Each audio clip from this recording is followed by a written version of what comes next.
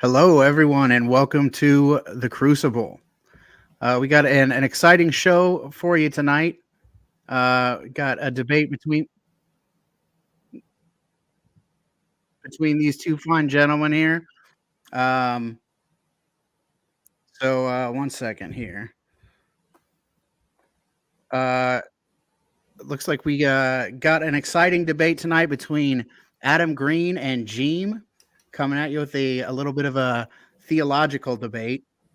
Um, we are gonna let the chat fill up here a little bit. Let some guests stream in. Um, let's You guys want to take a minute to introduce yourselves, Adam and Jeem? Okay, I guess I'll just go ahead. So, introduction to myself. I'm Jeem. My channel is at Jeem or at Jeem Apologetics. I essentially look at the Bible. I deal with some issues of textual criticism, try to course correct some things that I think are incorrect in modern Christianity, and kind of just do a defense of the historic religion. So, I cover all sorts of topics from philosophy to theology, apologetics, history. That's essentially it. You can go check out my channel. I also wrote a book, which is on Amazon, and yeah, that's about that. And I'm Adam Green. I've been on a few debates here before, you guys may have seen. And I've been making videos at No More News since 2014 on religion, Zionism, Judaism, Christianity, and in politics and in the news, doing debates and interviews and compilations. And happy to be here. Thanks for having me back. Good to see everybody.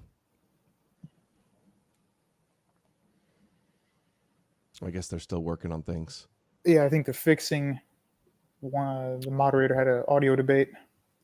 Yeah, I'm not sure what the issue with his mic is. I can hear you guys fine. You're coming through on the stream, so I guess you can just go into it back and forth. If you want to make your opening statements, I believe Adam said he would go first. So if you want to go ahead and make your opening statement, go ahead. It's okay if I do a share screen at some point during it. Jeem, what do you have any issues to that or with that? No, I'm fine. I'm not going to do it personally, but yeah, you go ahead. That's fine. Yeah, go ahead. Okay. I got 5 minutes. I will start now. Okay. So we're talking today, is Christianity a myth? And it absolutely is a myth. It has all the hallmarks of a myth. It's predicated on the myths of the Old Testament, of the Torah. And what it is these myths of messianic prophecies from Torah Judaism are the myths that have theologically and spiritually conquered the world in the last 1700 years. Fulfilling the prophecies, because the whole purpose of Yahweh, the God of Israel and Zion, is theological conquest and dominion over all the nations of the earth. Like it says in Daniel 7, the Son of Man, the Messiah, was given authority, glory, and sovereign power. All nations and peoples of every language worshipped him. The whole purpose of the Messiah is to have the nations, every knee will bow to the Messiah, to the Davidic king. And this is how Yahweh conquers all of the pagan idol worship, all the competing religions around the world, all their myths and traditions and cultures and religions. They were the target. Yahweh's the jealous God. He wanted to theologically conquer the world with the Messiah, and through Christianity and Islam that both believe in this prophesied Messiah of Israel. It is got the two religions, the Abrahamic matrix. It's the Judeo paradigm, and the rabbis will brag about this. Their whole mission as the nation of priests was to be the light to the nations and have the Gentiles bow down to the Messiah and the God of Israel. There's the prophecies everywhere, all over. This is also what rabbis say about their Messiah and what Christians say. The Christians say, yes, the God of Israel, he needed to conquer all the pagans. And ultimately, at the end of the day, rabbis and Christians both essentially want the same thing. They want the Davidic Messiah as prophesied in the Torah to come and have a one world religion, essentially. That's what the end times prophecies consist of. We have other books like Psalm 22 talks about how all of the nations shall worship before thee. It talks about bowing down. It talks about licking the dust. All throughout Psalms, all throughout Isaiah, we find this type of stuff. And it is a myth. It's a prophecy deception. They were never chosen, like Christians like to say. They don't have magical powers to predict prophecy. They don't speak for God. They don't live in the Holy Land, but Christians affirm all of these things. Christians affirm that their God is the one true God of the universe. Before Christianity existed, all Christians acknowledged that the only people that had the right God and the right religion were the Jews, who were the only people waiting for a Messiah. And that Messiah, the role of that Messiah was to conquer Rome at the time, was to conquer Edom, as it's prophesied, was to conquer the nations, all of the earth. That's the ultimate goal of the Messiah, and largely that's what Christianity and Islam did. And the rabbis will brag about this today. They boast about it online. I saw in the video, Jeem said that they're being sarcastic. They are not being sarcastic. We've got hours of these rabbis bragging all consistently. The Orthodox official Maimonides view, Christianity and Islam are preparing the world for the Messianic age and weaning the Gentiles off of their gods to worship the God of Israel that chose them. They say it's prophecy fulfilled. And if we look today, all of the converging end times prophecies, the Armageddon cults, the death cults, wanting Gog and Magog wars, and the end times belief that there needs to be chaos and birth pangs of the Moshiach, through these myths, they are manifesting, following the prophecies, following the Torah like a script to play out their Judeo blueprint. And we have the earliest layers of the New Testament, Paul's epistles, Hebrews, 1st and 2nd Peter. They don't talk about a earthly Jesus, a preacher that spoke in parables and did miracles.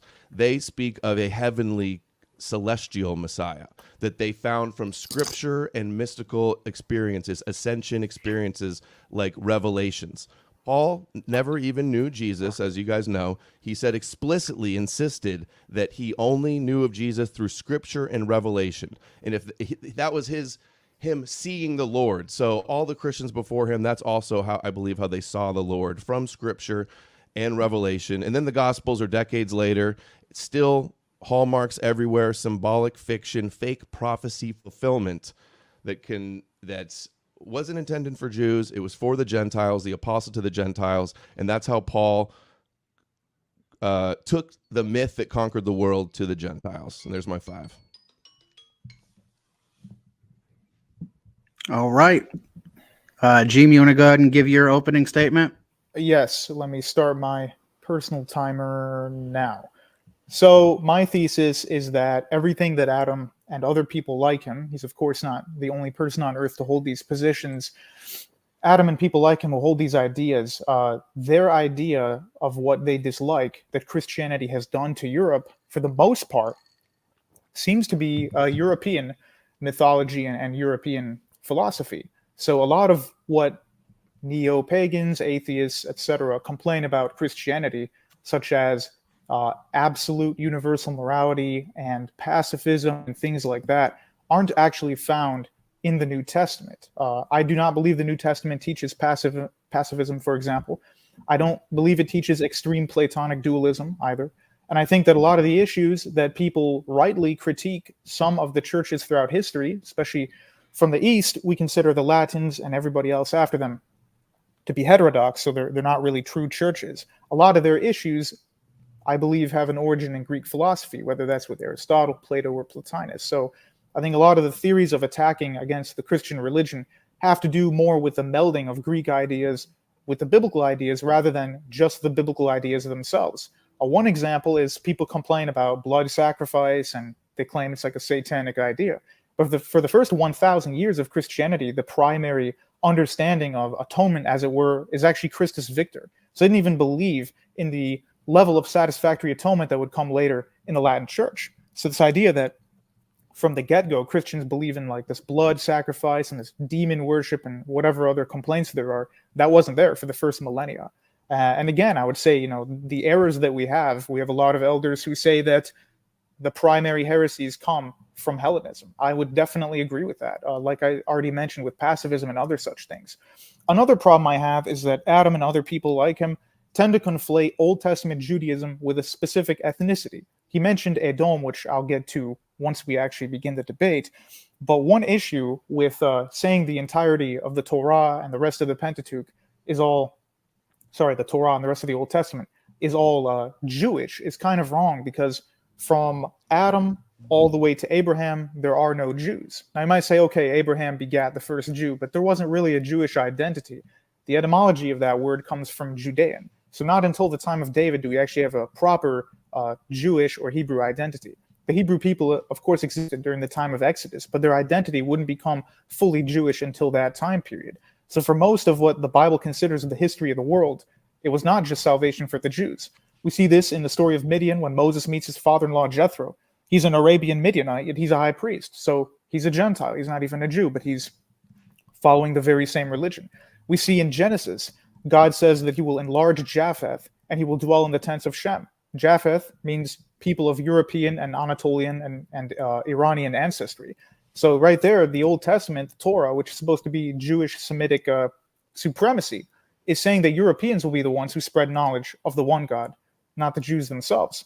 I also have to contest that this idea that the prophecies of the Old Testament concerning the Messiah, which were mentioned, are some kind of a myth. I find that hard to believe, because that's based on the idea that we're already supposing the entire Old Testament is false. The Old Testament can be proven to be true, or at least considered reliable, then I don't see a problem with proper prophecies actually predicting what the Messiah would do. And another thing, the Jews racially have absolutely no specialty in the world whatsoever at this day. They haven't for over 2,000 years. I don't believe in this idea of two covenants. So that's a heresy where you have the Jews who have their method, which is keeping the Torah, the Sinai contract. And then for the Gentiles, they want us all to do the Noahide laws or be Shabbos Goy, but that's not a biblical concept. It's actually blasphemy for any person living or who acknowledges a one God to blaspheme the Sabbath in the Old Testament. And the foreigner was expected to convert and do the entire law of Moses, not only a portion of it. That includes in the book of Acts, which of course we'll probably get to. The point being, this idea that there's two different religions and the Jews still have some kind of relevancy in their religion is completely false. It's rejected by the Orthodox Church, rejected by the Catholic Church. And I think that when rabbis are saying stuff such as, we created Christianity to do a Torah victory over Europe, I think that's just 2,000 years of cope, because they didn't think that in the first century. And originally the Pharisees were not thinking that they were going to conquer Europe with what they assumed was just a cult that would die out. So that's my opinion on that, and I believe I only have 10 seconds left, so I'll just stop right now. All right. With both of the opening statements being done, we are going to move into open debate here. You guys take it away. I can't hear Adam. Yeah, I think you're muted. Sorry, I'm muted for your opening statement. Thank you. So the last point, you said that Judaism or that Christianity is not a Torah victory over paganism. You realize that the rabbis have been saying this all along. And what was the purpose? Did Yahweh not want to conquer paganism? Oh, no. I will clarify did that. Jesus not stamp out paganism? I will clarify that. He did, and that was a good thing. I'm saying that it was not some kind of a racial Jewish trick to trick Europeans into doing that. So you agree with the rabbi then that it's a good thing? It is a good that thing. The Torah conquered the pagan world. Yes, it is a good thing, exactly. but their religion is say it's false. a good thing, exactly. Yes, it is a good thing, but it's not a spot where they're allowed to keep their religion, and we have a different religion, Christianity, for us. They kept their religion, and it wasn't created for them. Maybe initially it was theirs, but it was innovated and changed and was made a Gentile religion. Right, but that was Gentiles. That was done by Greek Europeans. That was done by Paul. Okay, what did Paul do? How did he adapt the religion? Paul was working with. He said, according to the scriptures, he was the apostle to the Gentiles, and he went after the uncircumcised to get them to turn away from their idols and worship the God of Israel. You said Noahide laws are not a biblical concept. Are you aware that even your guys' guru, who's scared to debate me, Jay Dyer, acknowledges that in Acts 15, the Jerusalem Council, James and Peter, are telling Paul, go to the Gentiles, get them to worship God of Israel, and follow this list that consensus and scholarship says is a list of the Noahide laws. It's not a list of the Noahide laws. The rabbis saying Christianity is bringing the Gentiles to be almost perfect Noahides. They think Islam is almost perfect Noahide as well, not Noahides. minus the idolatry and the history of blaming them for killing Jesus, they're Noahide compliant. They think, some Jews say that it's idolatrous. Others say it's idolatrous only for, it's okay for Gentiles because it got them away from paganism to worship the God of Israel. Where's that wrong? All right, let me explain. The Acts chapter event that you're mentioning, the Council of Jerusalem, that's what you're referring to, right? With the James and the declaration, you shall avoid blood, etc. Acts chapter 15, verse 21 says, actually, let me pull up the verse right now. I want to read the exact verse. Let's go to it. Here. Right before that verse, they cite a prophecy that talks about conquering Edom. Right, but let's go to the verse first. For Moses of old time hath in every city them that preach him being read in the synagogues every Sabbath day. So the whole purpose of these a couple of Noahide laws is that James is assuming people are going to learn the rest of the law of Moses. There is no, you learn just a couple laws and that's it. You have to know the entire They morality. didn't want them to circumcise. They did. They didn't want them to convert to Judaism. They had to be Yes, separate. They needed to be grafted in as a separate religion. They didn't want them to convert Not true. and keep Sabbath and keep kosher. It's a separate religion. Judaism separate for religion. the Gentiles. Being No, grafted Judaism in. is created after the New Testament. What is called Judaism today is Pharisaical Judaism, which is based on the oral tradition of the Talmud, not on just the Old Testament. So there's Torah Judaism, then there's Christianity, and Rabbinic Judaism come out of that. I'm aware. You're not telling me anything I don't know. What was Paul's agenda? He thought he was chosen by God to be the apostle to the Gentiles, to get the Gentiles to all, the Romans to all bow down to Jesus and the God of Israel, right? That's the goal. I don't deny that. I'm just saying it is not a rabbinic. You conspiracy because you love the conspiracy. It's like Stockholm syndrome. No, you're misconflating you want to be what the word be a means. sheep. Okay, first of all, I'm not European, man. Like, it has absolutely no bearing on me whether Europeans converted or not. No, I know. I could tell from your video you don't like Europeans. I have nothing wrong. You said that it's European people don't want to be replaced by multiculturalism. No, I did not. When did I say that? We got all your anti-white statements. Wait. You took that out of context. What I said is, if you want to defend your people and stop immigration, you should follow what the Jews actually did. The Romans are the cosmopolitans who accepted people of every race, religion, and language. The Jews were the ones. Your multiculturalism promotion, right? Yeah, it comes from the Romans, not from the Jews. Yeah, no, they had a Roman identity. They had a huge empire. Okay, but they weren't pushing diversity as a religious concept over the commercials. Don't try to compare ancient Rome to now. It's absurd. Hold on, let me address a point because before we move on, you mentioned in your opening statement, you said the things that I shouldn't like about Christianity come from European theological, philosophical thought, right? Specifically Greek and Latin, yes. Like the Cynics, like the Middle Platonists, those aren't my problems with Christianity. Why? You're wrong. It's the Jewish elements which are what's wrong with the pervasive. What's good about the Greek part? Why don't the Greek parts bother you? Let me explain to you. Okay. They adopted, they overlaid Messiah on pagan mythologies to market to them, so it would more easily convert them, to appeal to them. That's why the pro-Roman bents, to get them to adopt this religion. They couldn't beat them on the battlefield. Instead, they could have a spiritual victory with a spiritual Messiah and work theological warfare against the Romans. Okay, and you're ultimately, misunderstanding. 300 years later, they adopted the God of Israel. The Yahweh, through the Messiah, all according to the prophecies, conquered Rome, their enemy. But if you read the Gospel of Luke, they ask him, why aren't you conquering Rome right now? He said, this sign is not for you. You think all prophecies have to be fulfilled. They did it by the word of his mouth. That's not how they're fulfilled. Joseph does it by the word of his mouth. That's not how they're fulfilled. Prophecies in the Old Testament and the New Testament are God's revelation. He can revoke them if people don't actually adhere to what he told them to do. Such as, if you don't do my laws, I will eradicate you. But if they do the laws, they're fine. God says that many times. I was reading in the book of Chronicles, I'm going to go and destroy this entire lineage. But then they turn around and get away from idolatry, and the prophecy is failed? No, because it's not soothsaying. No, prophecies are fake. Jews don't believe in Greek soothsaying. They don't believe in predicting the future. They just only the future, according to you.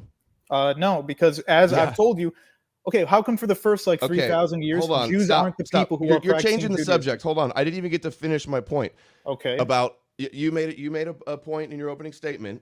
You said that it should be the European elements of Christianity that are the problem. No, it's the Jewish elements, and because it's got all of the world, all of the nations believing that the Son of God is the Messiah. Okay. And the one true God of the universe is the God of the chosen people. That's the issues. The New Testament says salvation is of the Jews. Those are the problems with Christianity. What's led the number one religion in America, all of our politicians worshiping a foreign land and a foreign people and thinking they're holy and the land's chosen and they're because of their faith. Cursed if you curse them, blessed if you bless them. That's futurism, dude. You don't understand all those elements of Christianity are the issue. Okay, I agree, but that is the heresy of futurism, which was created by 2 Catholic Jesuits. It is not the historic position. Christians have never thought that the promised land, that the Israel of the Bible, is at all related to foreign policy of this modern day. All the historic churches deny that. That is an issue that comes about via futurism. Point being, this idea is futurism. So yeah, I agree with you. American Zionists are imbeciles. They don't understand proper biblical theology.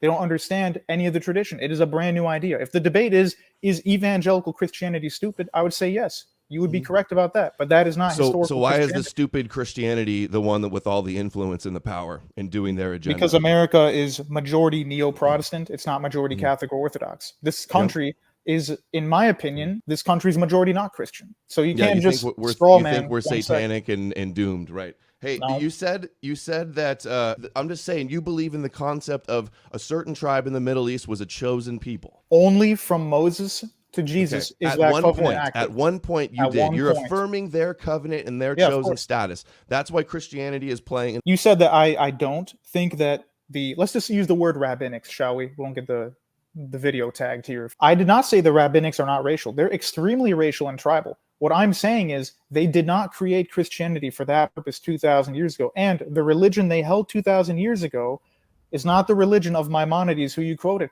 Maimonides believed in divine simplicity. He said God is not composed of parts and he's everywhere all at once. The Merkabah mystics said that God had a physical body and lived on a physical throne like the Salafis believe in Islam. So it's not even the same religious belief whatsoever. Okay. Not even whatsoever. Hey, yes, guys, sorry to break you up here. I think we're going to we'll just take a quick break here. Can I talk right now instead of dead air? So to say it's a completely different religion, they have all the same foundations. They believe the Torah. There's been some progression. There's been some development, but it's still the same religion. You know, they're circumcising. They're following the holidays. They want a temple. They want a Messiah. They want to have the sacrifices. But their hatred of Europe. It's like I can list so many things that are exactly the same. And to play this like semantic, creating these false distinctions, like you go, oh, it's not the Jewish God because actually, no, it is. No, it is. I got that. You. Hold on, let me finish. I got you. Abraham wasn't he was a Hebrew. I'm not aware of this or have addressed this before. It's the same concept, just different classifications at different times. But for 600 years before Christianity existed, 600 years exclusively, it was classified as one people, the Judeans. Fine. But there were many different sects. Are you saying there was one sect that were waiting for a Messiah? That's why. Okay, you do realize the Pharisees were Epicureans. They barely believed that God even interacted with the world. They're a different sect than the people of Moses. Completely different religion.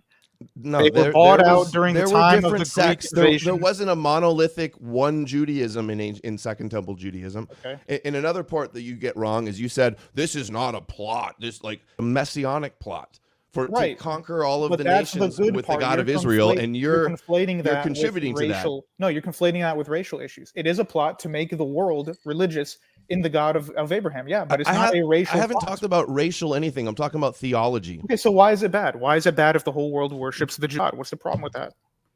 A one world dictatorship, a one world religion, and when it was their master plan to begin with? I don't understand why it's bow bad, down to and let them speak for God, and they're the special children. No, they're not. Don't see the issue there. Okay, what religion persecuted them the most? Most Christians think they were. What did they persecute the most? You pagans. They eradicated paganism, and Judaism survived and is more powerful than ever. And now they're serving them as their greatest allies. So, but most Christians do paganism. I want you to address this same concept. It's the same Torah. For 600 years before Christianity, they were known as Judeans, or you know what? It says explicitly in the New Testament.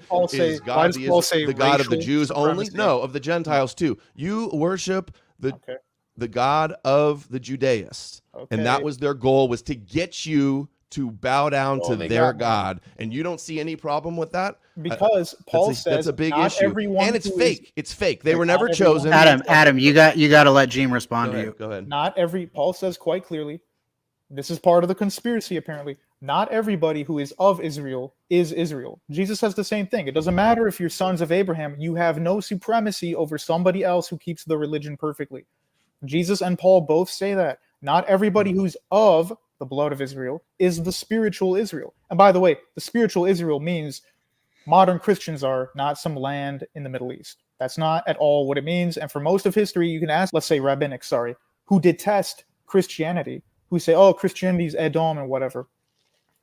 What religion is the one that persecuted them the most? Was it Roman paganism? That was only during a certain time period. It's actually the Catholic Church that persecuted the rabbinics the most. So it backfired against them. They're supposed to be these guys. They also protected them. They gave them a victim status.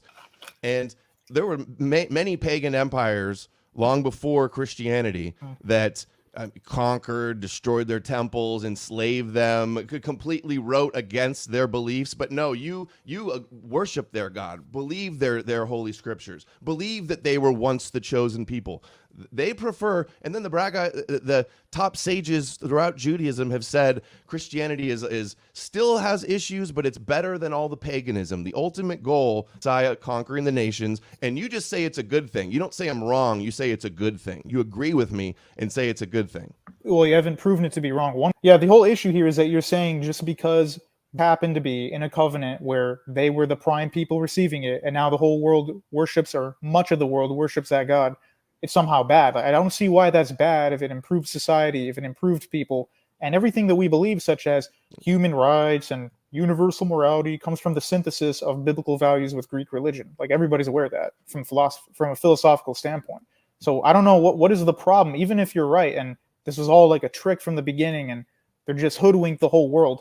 Why would it be wrong if it's a benefit? That's my question. Well, it didn't benefit. It created the Dark Ages. It was anti-science. It halted progression. It erased the classical world.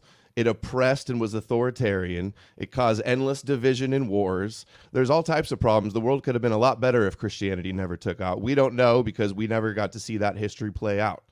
So it's also led to these end times prophecies in our politicians today. All the top Republicans in America, Pence, Trump, Pompeo, Nikki Haley, Ted Cruz, are all best friends with John Hagee, and they're all Christian Zionists. That's what Christianity led us to. Okay. Can I respond to that really quick? Yeah, go ahead. All right. Dude, I completely say that all these guys like Pompeo and these evangelicals are total kuffar. Like, they don't represent proper Christianity. So I don't care if they're futurists. And then to your other point, I think it did benefit. And you saying it was anti-religion is kind of ahistorical. Like, a lot of the people who were persecuted by the Catholic Church in the Middle Ages, they were persecuted because at first their ideas didn't even sound at all, such as what is his name, Bruno, whatever. Like, he was a whack job and a mystic, and he got to his conception of centrism, based on philosophy, not based on any evidence. So a lot of that had to do with that. But again, that's not my tradition. The Catholic Church wasn't sitting around about the Bible. Like, they had Aristotle. In fact, the reformers hated the fact that there was too much Aristotelian philosophy in the Catholic Church. They said, you guys aren't even following the Bible. You're just sitting around talking about logic and philosophy. So how did the church stop science? What does this have to do with Christianity not being a myth? Like, where's your proof Christianity is real? You brought that up, man. The Gospels are reliable. Or Paul never knowing Jesus and just seeing him from the scripture. Like, you realize ancient Christians were searching the scriptures for hidden mysteries to be revealed by connecting the right verses and the right interpretation. That was traditional Judaism. That's what they created, a midrash, fake prophecy fulfilling. They had all the prophecies, they had all the scriptures, and they concocted a savior narrative to fit it, and then sold this prophecy magic to the nations. Okay, that's how it's a deception. My response to you would be, I don't understand how it's fake when they consistently get stuff 100% correct. Like the Daniel chapter 9, 70 weeks prophecy, the Messiah will come within 490 years after Darius II's declaration. That's exactly when Jesus roams the earth. But even if it's fake, how are they getting all this stuff right? Or how about, and then I'll let you answer, how about the fact that in the book of Psalms written by David, this is many centuries before Jesus walks the earth, before the Roman practices come about, that he'd never met a Latin person in his life, predicts in his Psalms that the Messiah would be fed vinegar. That's a Roman practice that was invented later. So if it is fake, if I grant you that, how are they getting all this stuff right? like That's a centuries prophecy beforehand. of Psalm 69 that it didn't happen. Give me gall and vinegar for my drink. That's another just fake prophecy fulfillment. You say, how could it possibly be that all of these prophecies were proper prophecies were fulfilled? How is it not the simple explanation that they just wrote a story using the prophecies as inspiration, quote mining scripture, which they did. That's why the Septuagint is verbatim, word for word, put into the Greek New Testament. When Jesus and these guys were all, not Greek experts, they were speaking Aramaic. It's not actually. It's not 100% one-to-one. There's a lot of verses where when they quote from it, it's neither from the Masoretic or from the Greek Septuagint. So there was a third Hebrew type. There's numerous verses that are, though. I've seen it. New Testament, Greek, I agree Old with you. Testament, The it's New word Testament, for word. It shows it's the symbolic Gospels myth. are original. You do realize that the Gospel of Matthew, purported by all the church fathers, was originally Hebrew, not No, Greek. that's not true. That's okay. They don't believe that anymore. They don't believe that. They never found that. In fact, it's well known, and the consensus is that it's Mark in priority. Mark was the first gospel. Matthew expanded on it. Then Luke copied Matthew and Luke. But all the church fathers are unanimous about it. We know exactly what happened to the copy. It says it was at the Library of Caesarea, Eusebius says, and a couple hundred years later, the Muslims burn it down when they invade the Levant. That's what happened to it. We know where it was. It also makes sense. The New Testament has these translations where it'll say, rabbi, rabbi, and then in brackets, it explains to the reader what that word means. Well, obviously, this is a Christian misconception about the Gospel of Matthew being originally in Hebrew. Matthew copies and changes Mark word for word. That's how we know that Matthew copied from Mark. Most of Mark is in Matthew word for word. He copied it and expanded on it. Yes, this is well known. Read gospel fictions. Like, dude, I've seen that. Any books on Jesus mythicism or how? Yeah, I've read Bart Christianity Ehrman's was stuff. Fabricated as a myth. Yeah, I've read Bart Ehrman's stuff, but you do realize Bart Ehrman will acknowledge he's a poor historicist. I've read his books as well. So he's a poor historicist. No wonder he says that the New Testament is 100% copying the theology of the Old, and that Jesus is just a Torah extremist. He's not some Greek sage ghost who came down in the form of a man. He literally became man, is what the Gospel of John says. Paul doesn't say, just because he doesn't mention Paul's miracles. I'm just bringing this up because it was unanswered or his earlier. virgin birth, or the empty tomb, or Pilate, or do you know what his epistles are about? Nothing. It's about writing to churches that already exist. Why is he going to redo everything they already know? Because he says you already know what I'm writing about. Opportunities where he was arguing, where he could have cited one of Jesus' teachings, or one of the parables, or one of the he doesn't even talk about the betrayal of Judas. You realize that our earliest text of the Last Supper or the Lord's Supper comes from Paul, and he says he wasn't in attendance. He didn't learn it from any man. He got it from revelation. It's prophecy fulfilling. This, you got to understand that Jesus didn't walk the earth as a magical superhero, fulfilling all the prophecies of the nation of priests. They had all the prophecies and wrote a story fulfilling them. That's the simple explanation. It doesn't require. Is that not possible? Your problem. Could they have not just made it up from the Old Testament prophecies? Hey, this argument is not about whether Tell or me, not you yes believe or no. in it. Could they have made it up? Somebody could they have written? Hold on, stop. This is a question before you gaslight me. Could they had all the scriptures in front of them and then wrote a fictional, fabricated story from the prophecies in the scriptures? Is that possible? If they didn't have third-party witnesses. There's no witnesses. But there are. Yes, there are. No. Josephus' comments on the historical Jesus. Josephus is an interpolation, well-known fraud.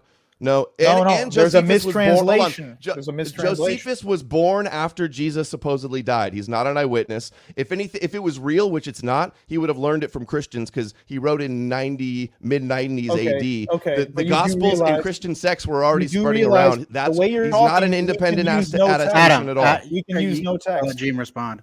We can use no text according to your own standard, which means your attacks of the Old Testament, where you say God is immoral, doesn't make sense because we don't have Plato's philosophy, because all of his writings and all of Aristotle's writings and all Plotinus' writings are like 700 years later, yet they're still the foundation of the West. That's a bigger conspiracy than, the Gospel's written like a decade later than when it happened. That's extremely close to dating as you can get 2,000 years ago. We don't have the modern standards we have now. We can check someone's tweet and see what they did. Point is, these men actually died for this cause. They thought it was fake or stupid or some kind of a hallucination.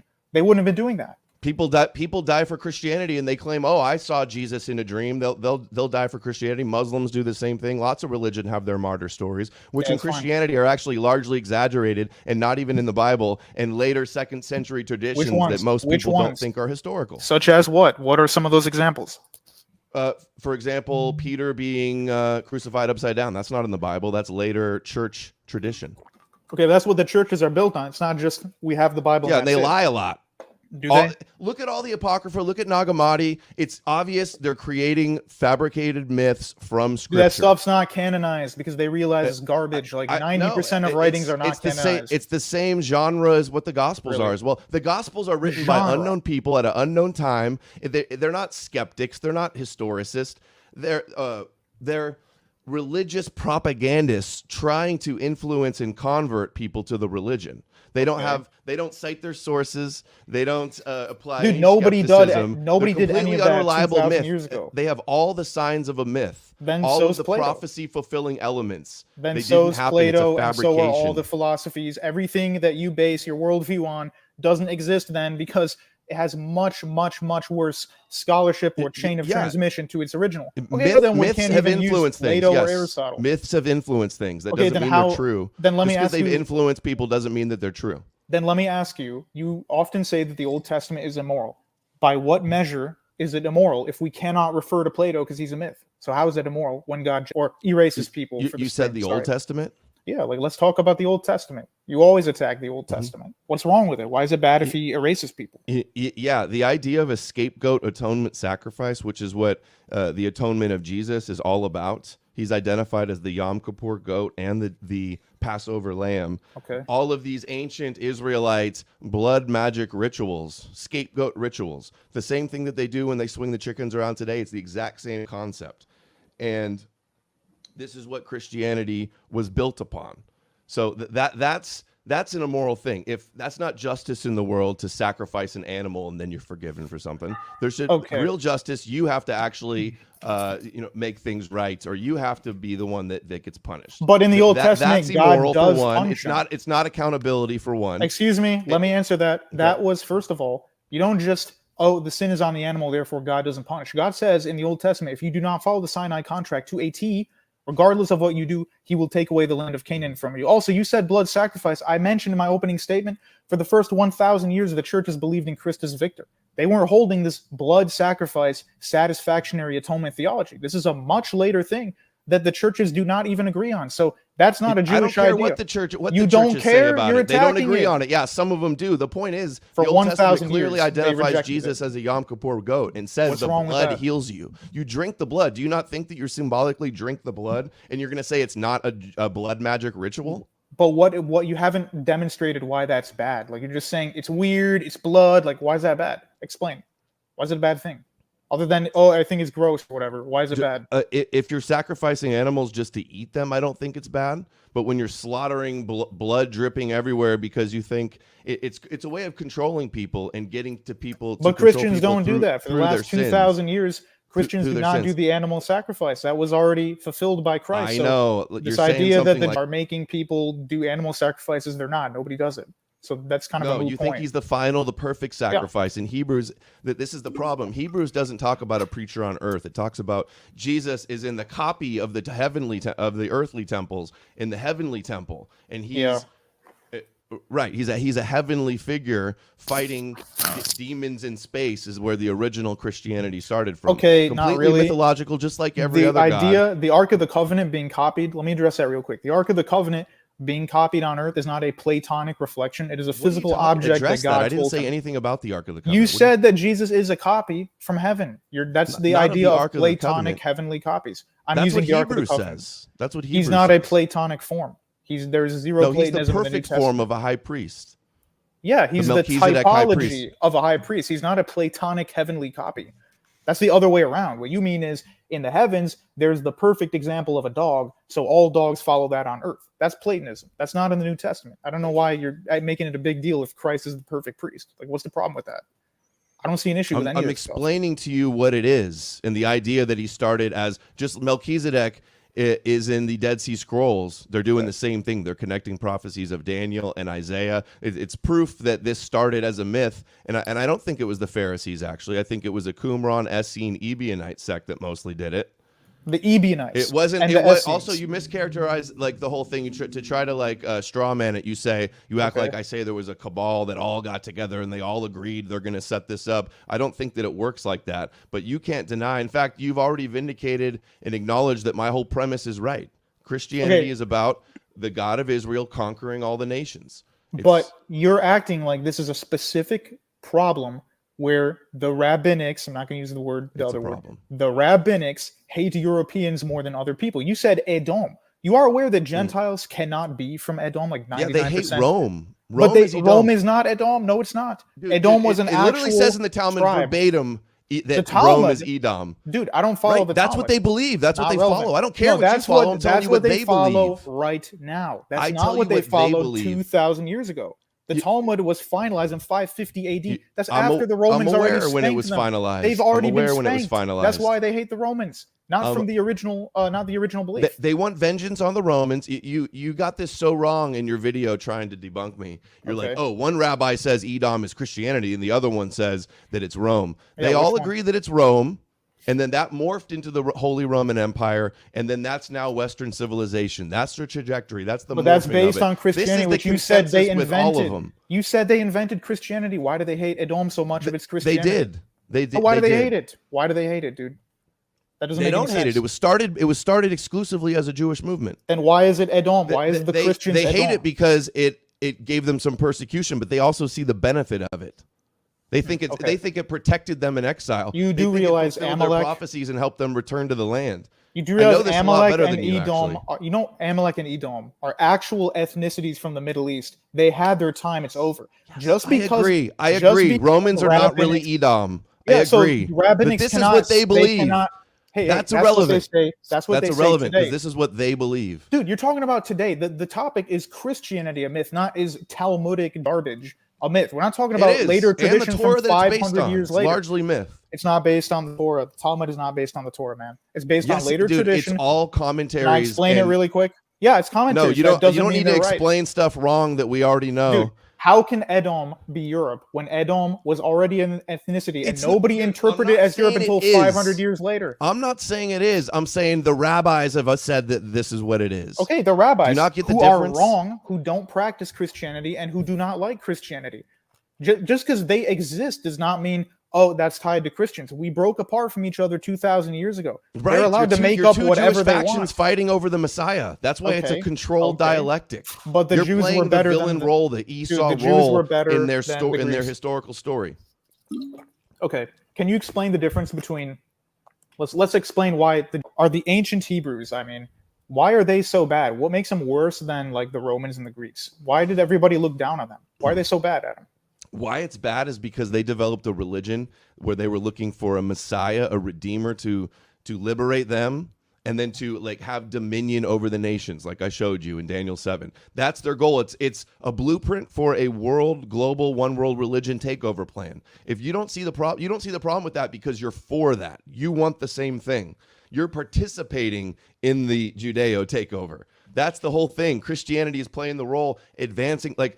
Before Christianity existed, you think the one true religion, the one true God was there with the chosen people in the Middle East. And they were waiting for a Messiah to come and do what? They were waiting for the Messiah to make the entire world follow the one God. But why is And that did Jesus bad? do that? Yeah, but they didn't. Okay, not the that's way the they plot. wanted. Not the way they wanted. They rejected him because he didn't take a sword and actually fight Rome. That's why they rejected him. That's the whole story of Jesus and Barabbas. It was a pacifist, non-violent, non-war form of warfare. That's what you're not getting. They won with the teachings. It was a theological, spiritual conquest. You completely strawman me in your video, and you say, Adam said Christianity was invented to destroy Rome. I didn't say it's destroy Rome. It's to spiritually conquer Rome. Theological subjugation. But it didn't. But it didn't. Yes, it did. Yes, it did. It clearly did. Is not followed by Rome. But it actually did destroy the pagan Roman Empire. So, Really? I'm right on both Why did it exist accounts. until the 1400s, man? Why did it exist till the 1400s? Eastern Rome. Same civilization. They're just Greek Orthodox.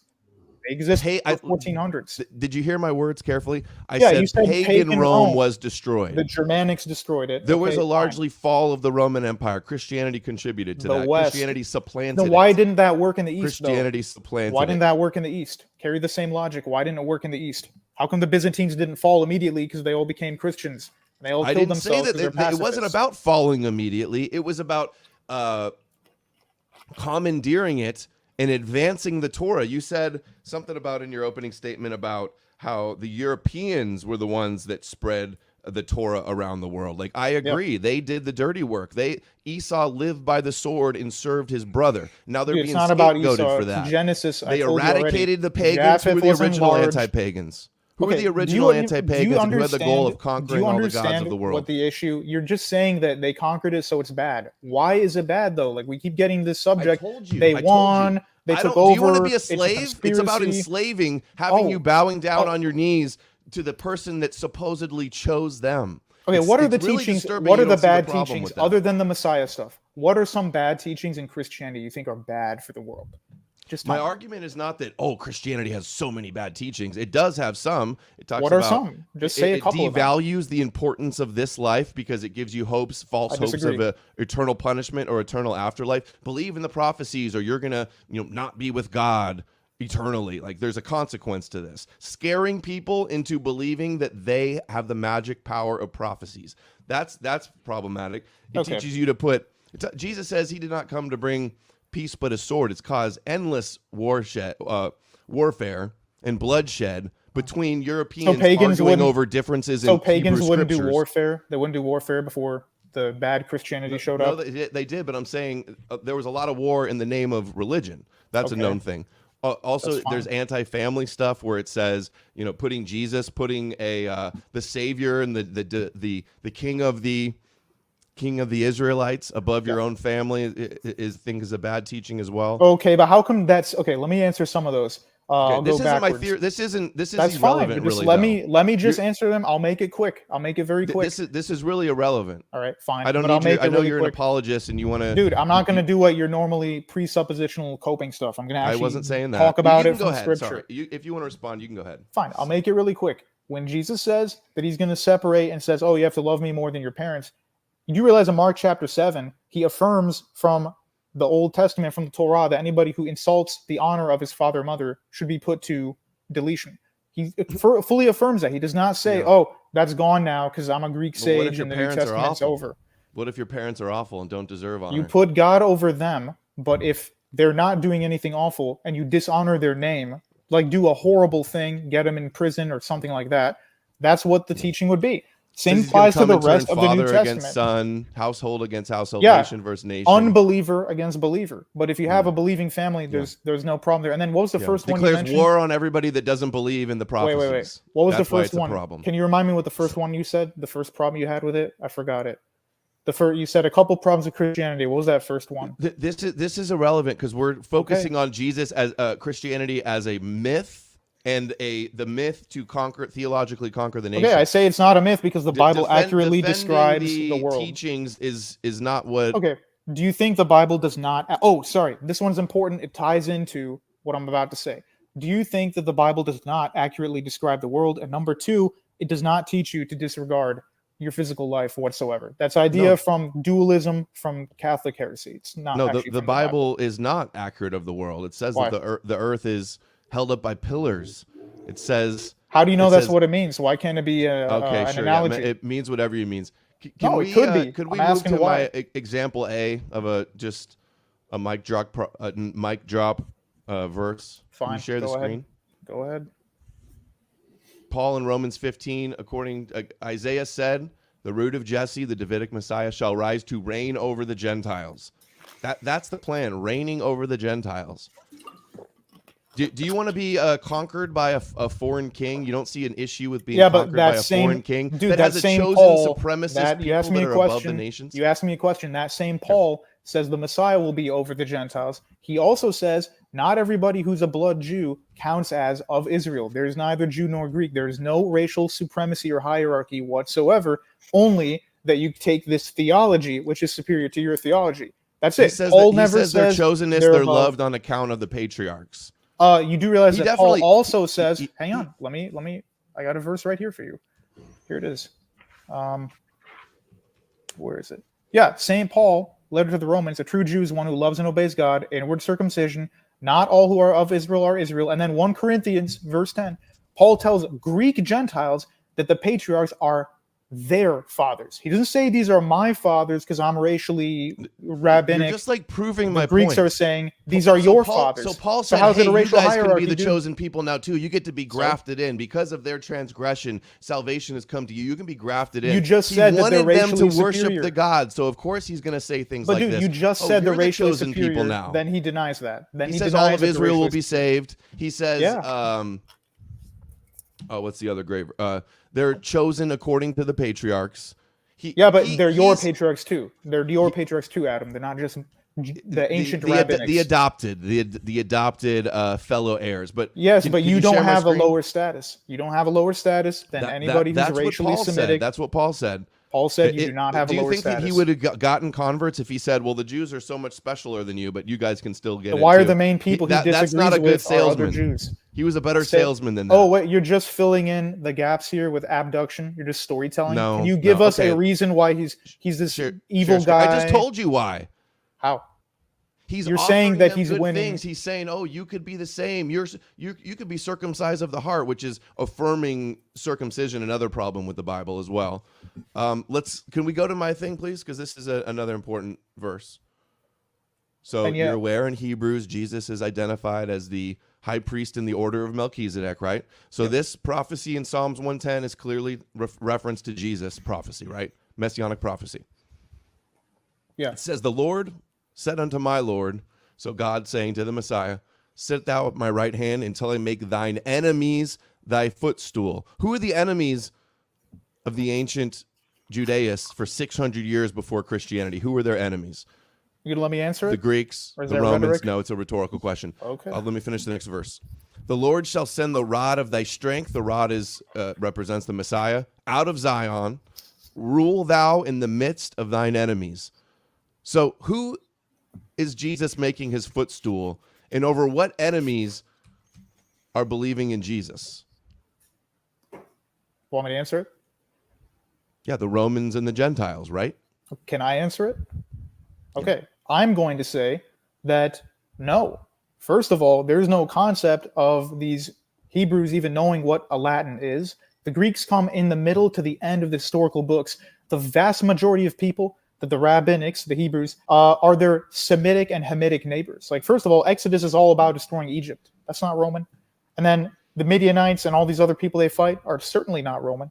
And then on top of that, if you look at the Old Testament, these rabbis are lying today when they say, oh, God loves us so much. In Jeremiah 31 and so many other places, God says they broke my covenant, so I'm going to move and I'm going to put the power and the authority into the hands of the Gentiles because my people have failed. They have done adultery against me. The Old Testament is filled with God saying that the Jews completely failed him. He allows the Assyrians to conquer them, Babylonians, and the biggest judgment of all, when they reject the Son, the Romans absolutely flatten Jerusalem. And they kill 300,000 people in a single battle, single war, I mean. So this idea that God is like, oh, the Jews are so great and all the Gentiles suck, that's not true. He uses Gentiles to punish his own children, his adoptive children, all the time. That's what the rabbis say.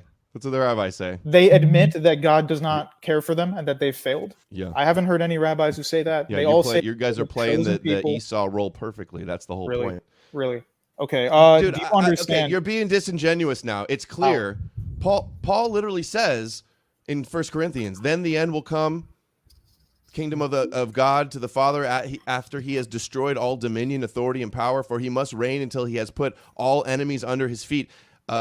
It's Jesus, like Joseph, that ruled behind the throne in Egypt. My point it's Jesus that supplanted and conquered all of the kings and queens of the Gentiles and the Roman Empire. And it's clear. My point is that the his church, enemies are also his own people. All right, go ahead. Except they're not the ones. He's not ruling over them. He's ruling over Christians. He's ruling over Gentiles. Is he not? He is ruling over the entirety of the world. The Jews are made exempt from it. Matthew chapter 24 and who are the enemies? Many other verses. Hold on. Literally anybody who's against the God. Christians it's not that came just up Gentiles, with Christianity.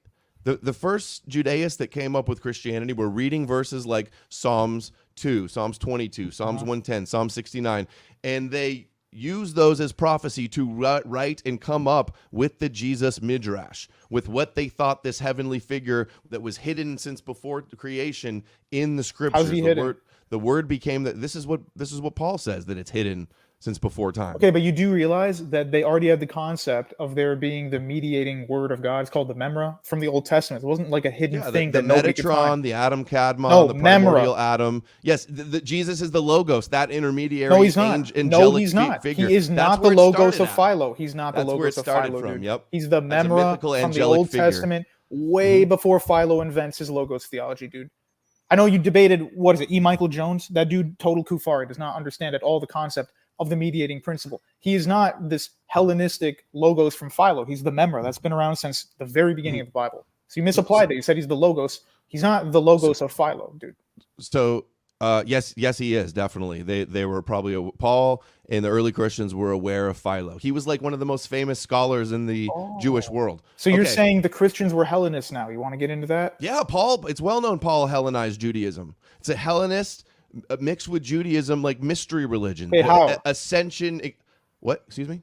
How did Paul Hellenize it? Could you give some examples, like theology? Because Jews were in the Hellenistic world with Philo before him. Like the Middle Platonists was getting mixed in, the idea of the heaven above and below, and the pneuma, the spirit, all types of Platonic stuff. No, the Can't list spirit it all already off the- existed long This is before well the Old known. This is Testament. well documented. Let me Oh, bring you back appeal to to you authority not being fallacy. honest about Psalms That's an 110, appeal to okay? Because authority. I can't let you slither out of this, Dude, I said yes, the enemies are under him, but you're saying that it only applies to Romans Yeah, and well, where does he- Europeans. where does It's he literally rule? anybody. Where does Jesus rule? The entire earth. Rome, right? That's where the Vatican is. I'm not a Roman Catholic, buddy. That's like But, not okay, even. before Christianity existed, the only people reading this scripture and waiting for their Messiah to come to rule in the land of their enemies was who? Anybody who followed the Bible, which was not Who were limited they? to What were racial they? Jews. They Who were were not they? limited Oh. to racial Jews, dude. It mostly was, though. It was There Judeans. were a lot of Greek converts Oh, it coming to the wasn't all. synagogues It wasn't trying to all. learn. It's the vast majority. It's 99%. Give me a maybe break. more like 70%. There was No. a really Who were the No, others seriously. then? Converted I said Greeks- Gentiles? Yeah, Greeks, Arabs, and other people were No. interested in the religion. Yes, they were. Some of them were, Dude, but not that high of a Moses' percentage. father-in-law is literally they from Saudi discouraged Arabia. converts back then. That's why 3,000 years Christian- ago. They discouraged. They discouraged converts back then. Also, No, they didn't. also in Isaiah 45, it says every knee will bow to the Messiah. Okay. Right. So who wanted that before Christianity? Who wanted to conquer all the idols before Christianity? I don't Whose understand goal how was these that? Semitic guys in the Middle Whose East are goal was bad that? just because they want to conquer. Like everybody wants to conquer. Like you're saying the Romans don't want to conquer other people? I mean, that's ridiculous. That's how every civilization was back then. I'm asking it's you, why okay. is it They a bad still believe thing? it today. They conquer us. That's just the way it is, and now we're sheep and slaves of the God of Israel, and it's all okay. I don't understand. And you love it. You're acting like this like overtly pessimistic dark age view of humanity is what most of the Bible and Christianity says. It's not. Like there's no where's this like depraved slavery stuff you're talking about? Like just because people have a God, that means their lives are look at nothing. Christianity in America. It's a disaster. I don't follow. These Okay, well, sects that's are where different religions, man. We It's a have different Christianity religion. in America because Christianity exists.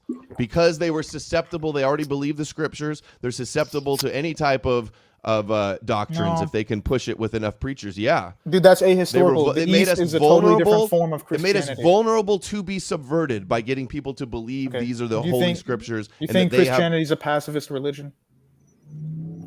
there's verses that could be pacifist. It meant to fly under the radar and not be a threat to Rome and look militaristic, not be the Messiah ben David that is a victorious political military leader, but the suffering Messiah that conquers through the teachings, spiritual conquests. That was the approach they took, not battle on the war on the battlefield, but theological warfare. That's what it was. It was a mythical construction. It started as a Judaist movement that eventually, with Paul, targeted the Rome and the Gentile world. They're bragging about it today. Now they're turning them all kosher and their greatest allies and getting us set up for end times prophecies. Do you believe Jesus is going to return?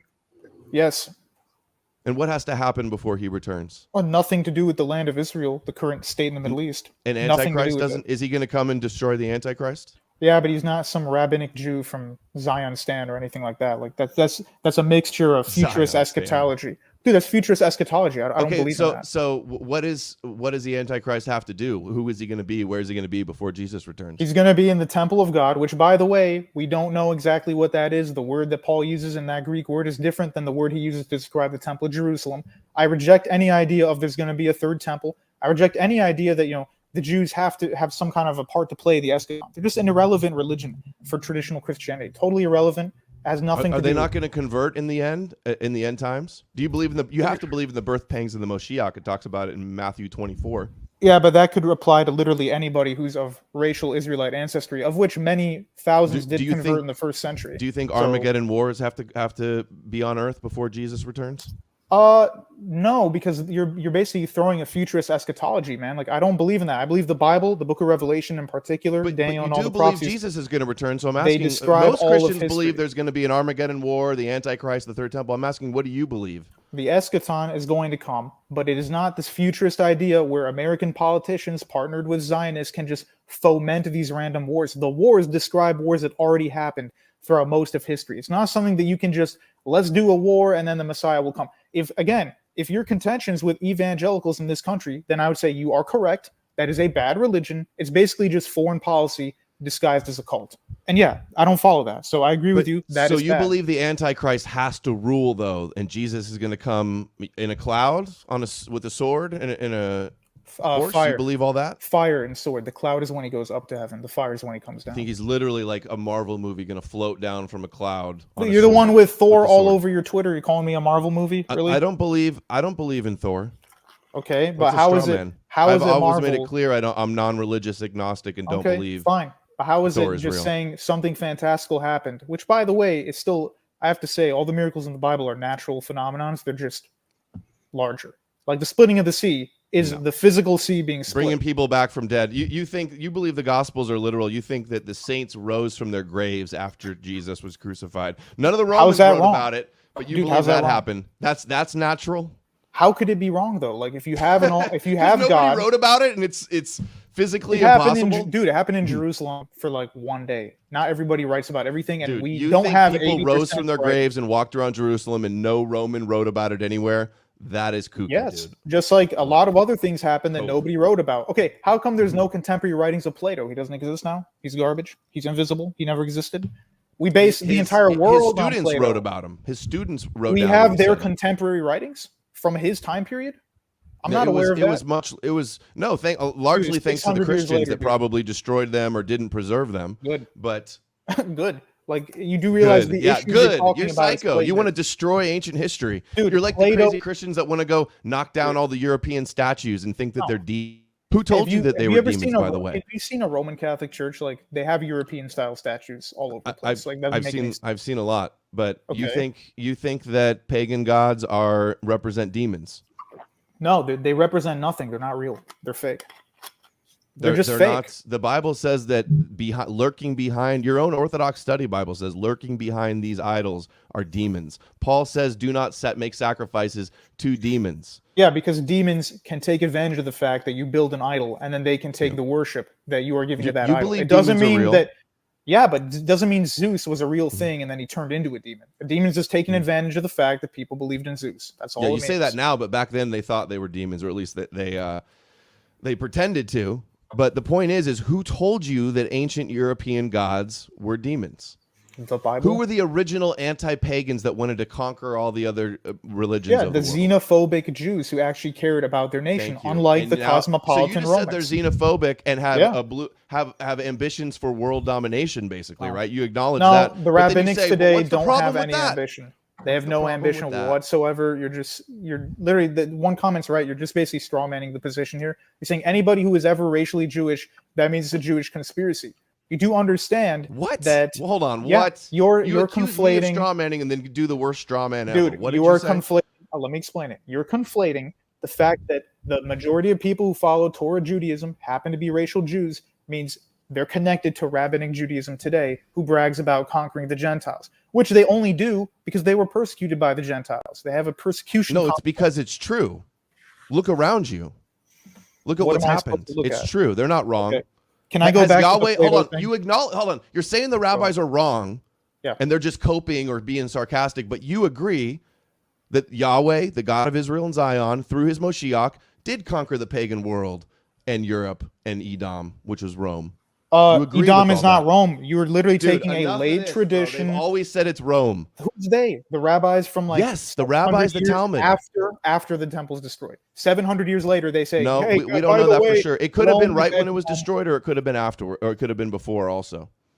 It's not before. They don't start calling Rome Edom before the temple's destroyed. You In fact, don't know they that. have no problem with, because the Pharisees You have don't know no that. problem with the Christians or really the Romans until the destruction of the temple.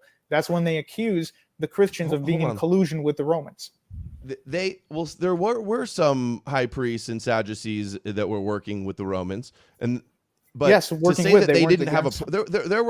there were apocalyptic rebels and other sects that were violent, and in fact in the Talmud it says that certain zealots burnt the food storage so that to force everybody to go fight because they wanted to fight. But those are And different hold sects. on, this is so important, and this segues back to something you said. Okay. Because of the Daniel prophecy, and Daniel is a forgery, by the way, well known.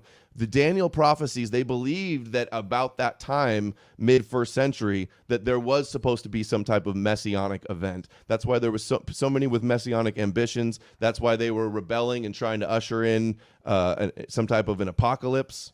Okay. So how does that prove? The original point was, how does that prove that Rome is Edom? I'm agreeing with you that today, and even maybe 1,000 years ago, rabbinics were saying Rome is Edom, the Romans are bad people, the Greeks suck. Yeah, I agree with all that, but not with what they're saying, but I agree that they said it.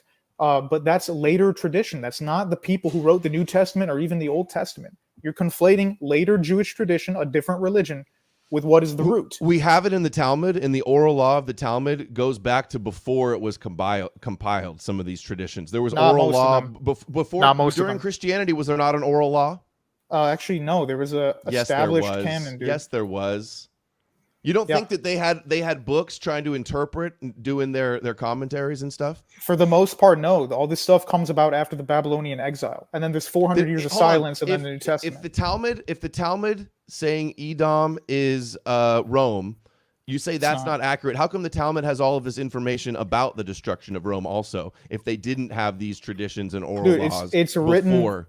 All the Talmud is compiled this is really and irrelevant finalized whether 400 they years believed later. it All right, before let's move on then, Christianity, fine. whether they believed it when Constantine happened. Whether Yes, they it is believed relevant. What are you 100 talking AD. about? You're saying, is Christianity a myth that these evil Israelites concocted? I'm saying they are completely distinct from the people who wrote the New Testament. You're conflating them together. Just because No, they they're have the not. same No, race. Paul. What was Paul? What religion was Paul? You said he was a Hellenist. I would say he was an actual Jew. No. He says he's a Pharisee. Okay. But he rejects the later sect of Pharisees who reject Christ. He was a Pharisee. He knows all the theology, but he's a Christian now. He did not stay with them. They hated him. Most of the people he argues with are the Jews, by the way. That's why he says any race can become a Jew, come to the synagogue on Sabbath and learn about Moses. That's why he says it was an inner Jewish squabble. Okay. Two factions fighting over who the Messiah is. An exclusively Torah observant nation of priests waiting for their Messiah to do what? Like you already said, conquer Rome and the nations according to the prophecy. Okay, but every you knee have will failed. bow. You That have was the failed to goal. say why that's bad. You're just conflating No, them you with the already modern day evil you rabbinics. already dude. acknowledged that it's bad. No, I do not acknowledge that the Messiah conquering the world is bad. I acknowledge that rabbinic Judaism is a false That's religion. why you're a liability. It's not That's the why same. that's why Dude, Christians it's are a not the same problem. religion. Okay, what would the world be like without the Christian religion then? Could you give We us don't maybe a know. vision of We that? don't know. We can only guess. You know, most of the problems Obviously. you have, pacifism, weakness, and slavery, and not caring No, about the no. material life. We could have a bunch of pagan Dude, chads. that's all You have no Platonism. idea. Dude, that's all You have no Platonism. idea. I didn't say ancient paganism. I said Plato and Aristotle. That's all Platonism. This idea that the material life doesn't matter. We should just die and go They back don't to the say one. life. Come on. Everybody's going to walking around saying life doesn't matter. You think I do that? No. No, I'm life's- telling you that what you- you're saying is Christianity is just Platonism. It's not from the Bible. This shit about like, oh, we don't care about our physical life. We just want to go to heaven. The eschaton says we're going to be resurrected physically on this earth. You don't go to heaven forever. That's like total heresy. Who had the belief of the resurrection of the dead before Christianity? Another exclusively, the whole concept of the Messiah, the whole purpose of the chosen people is to have the Messiah conquer the nations. You agree with that. So debate's really over. You basically It's not over. conceded my You're whole saying point. that this stuff is bad. It's You not were- bad. You have not said It's- why it's not bad. bad. Dude, It's you're just not saying bad it's to, not to bad. be a willing slave to a worldwide takeover plan. How is by, it by a a worldwide supremacist chosen takeover people plan? that want you to serve them. You don't think that's bad? Because the religion that spread around the world the most is based on Hellenism, not based on Judaism, dude. All right? Later Christianity's stages not of based on Catholicism. Judaism? You No, think- it you is think not. Christianity Ask the didn't average emerge out of Judaism. evangelical. It was Ask the exclusively a average Judaism evangelical. sect. It Dude, was a Messianic I'm not saying Judaism that. sect. I'm saying they don't follow that religion from the first century, so their plan completely failed. They don't follow that Jewish religion. They don't follow it whatsoever. They don't follow the Who doesn't follow it? What are you talking 90% about? of like 80% of Christians, dude, do not follow the religion of the New Testament. They do not. Okay, I mean, not. It's just like the not a real Christian fallacy. Only you and the not. Christianity that you No. believe in has got it right. It's got They say hundreds of you millions don't of have it people, right. dude. They say That's you're got a hundreds of heretic. millions of people. What? You're just literally saying everything that evangelicals and weird Catholic mysticists do is Christianity, and it's wrong. I told No, you. I'm saying there is no real Christianity, but if they're the ones that believe in Christianity and they're the ones that are exerting their influence on the world, it's de facto Christianity. You can be an apologist and say, well, they're not real, but they're still doing real things No, in I'm the name saying of Christianity. So the for bad all intents stuff- and purposes, it Okay. is Christianity doing these things. But the bad stuff that made the Western civilization collapse was not from the Jews, including communism, including many other things, all come from Greek philosophy. So it did not destroy the world, dude. Oh, it's all the Greeks. Blame the Greeks. That's No, funny. there are many Greeks who are good. I just say specifically Platonism and Neoplatonism has Yeah, had an that's- adverse effect on the world. Yeah, That is true. Platonism is what's got all our political leaders enabling the slaughter of Palestinians and the land, the prophetic land takeover. Dude, that's of the chosen futurism. It was people. invented by a Let's blame Catholic. Plato for It that. was invented by Catholic Jesuits to disform the Protestant Reformation, and it worked like a charm. It's not real Christianity. I already told you. I don't and believe who that. created Christianity for what purpose? You're conflating like 7 different groups who have totally different worldviews and saying, "Oh, it's one coherent conspiracy," when it's not. No, Like the Catholics enough, are the ones enough who of are that. anti-Jewish. I gotta stop you there. It's one coherent. They're all working together. They meticulously I say plan they're every working detail. together. That's not what but I say. You said it's a coherent movement. You're and it's addressing my Jewish. actual points. Okay, your point is this Jewish religion spread around the world. I'm telling you, what most Christians follow is nothing like what is presented in the New Testament. Is That's my Jesus point. is Jesus a Jew? Is he the king of the Jews, as it says in the Bible? Why is that bad? Is it? Can you answer it? Yes, of course he's the Okay. king of the Jews. All right. So he would be their king then. I mean, like he's the Lord of the Gentiles too. I don't know why the Jews have a higher place in this. He's the Lord Have of you read all the Old nations. Testament? I have read the Old Testament. You and worship from, a God that says from they're Adam- above the nations. They're his treasured possession. They're the apple of his eye. They're going to be except ascend dude, of fame and dude. glory and honor, and they're all going to recognize you and But they fear didn't. you, it says. But they didn't. Have you? I already told They you. have, actually. Prophecy, Have you seen our politicians? dude, Cursed if you curse them? prophecy. Let me Have answer. you it. seen all the hate speech Dude, laws yeah, I've seen and that. censorship? Yeah, that's and garbage. blasphemy, essentially, you for do God's chosen realize people? you do realize the Palestinians are my people, right? Like I'm not ignorant of that stuff. What are obviously. you? You're Palestinian? I'm Lebanese, but they're Arabs like me. Like this, obviously, I'm aware of the cause. I'm not pro-Israel. The point that I'm trying to Didn't make. say you were. Okay, but the You point I'm think trying you're to the make, new Israel, so you still affirm Not in the the way you're concept saying of it. Israel. dude. Let me answer now. Now you're not even letting me answer. Go Let ahead. me answer the question real quick. Number one, there are different branches of Christianity. Futurism is not real Christianity. That's not a Scotsman fallacy. It was invented in the 1800s. It is not the historical faith. Number two, there was no racial hierarchy. Number three, from Adam all the way to Moses, there is no Jewish supremacy, and there really isn't even an identity until Judea. And finally, the fifth thing I want to say, God says you will be X, you will be Y, and then many of them don't come to pass. Just like he says, I will destroy X and Y, and it doesn't come to pass, because the prophecies in the Bible are not oracle soothsaying. It's God giving revelation. And if things change and the Jews do not accept his laws, which Solomon and so many others reject God, and he smashes them for it, they don't get their reward. Just like he says, the Messiah will conquer Rome with the sword. It doesn't happen. Why? Because they reject him. So now they have It says a with the different rod plan. of his mouth. Yeah, they were Actually- expecting a physical military leader, though, and they didn't get one. That's Jesus has to. He didn't finish the job, so he has to have a second coming and fulfill the rest of the prophecies. No, and second actually coming conquer is the not world. a cop-out. Did Jesus conquer Satan when he died on the cross?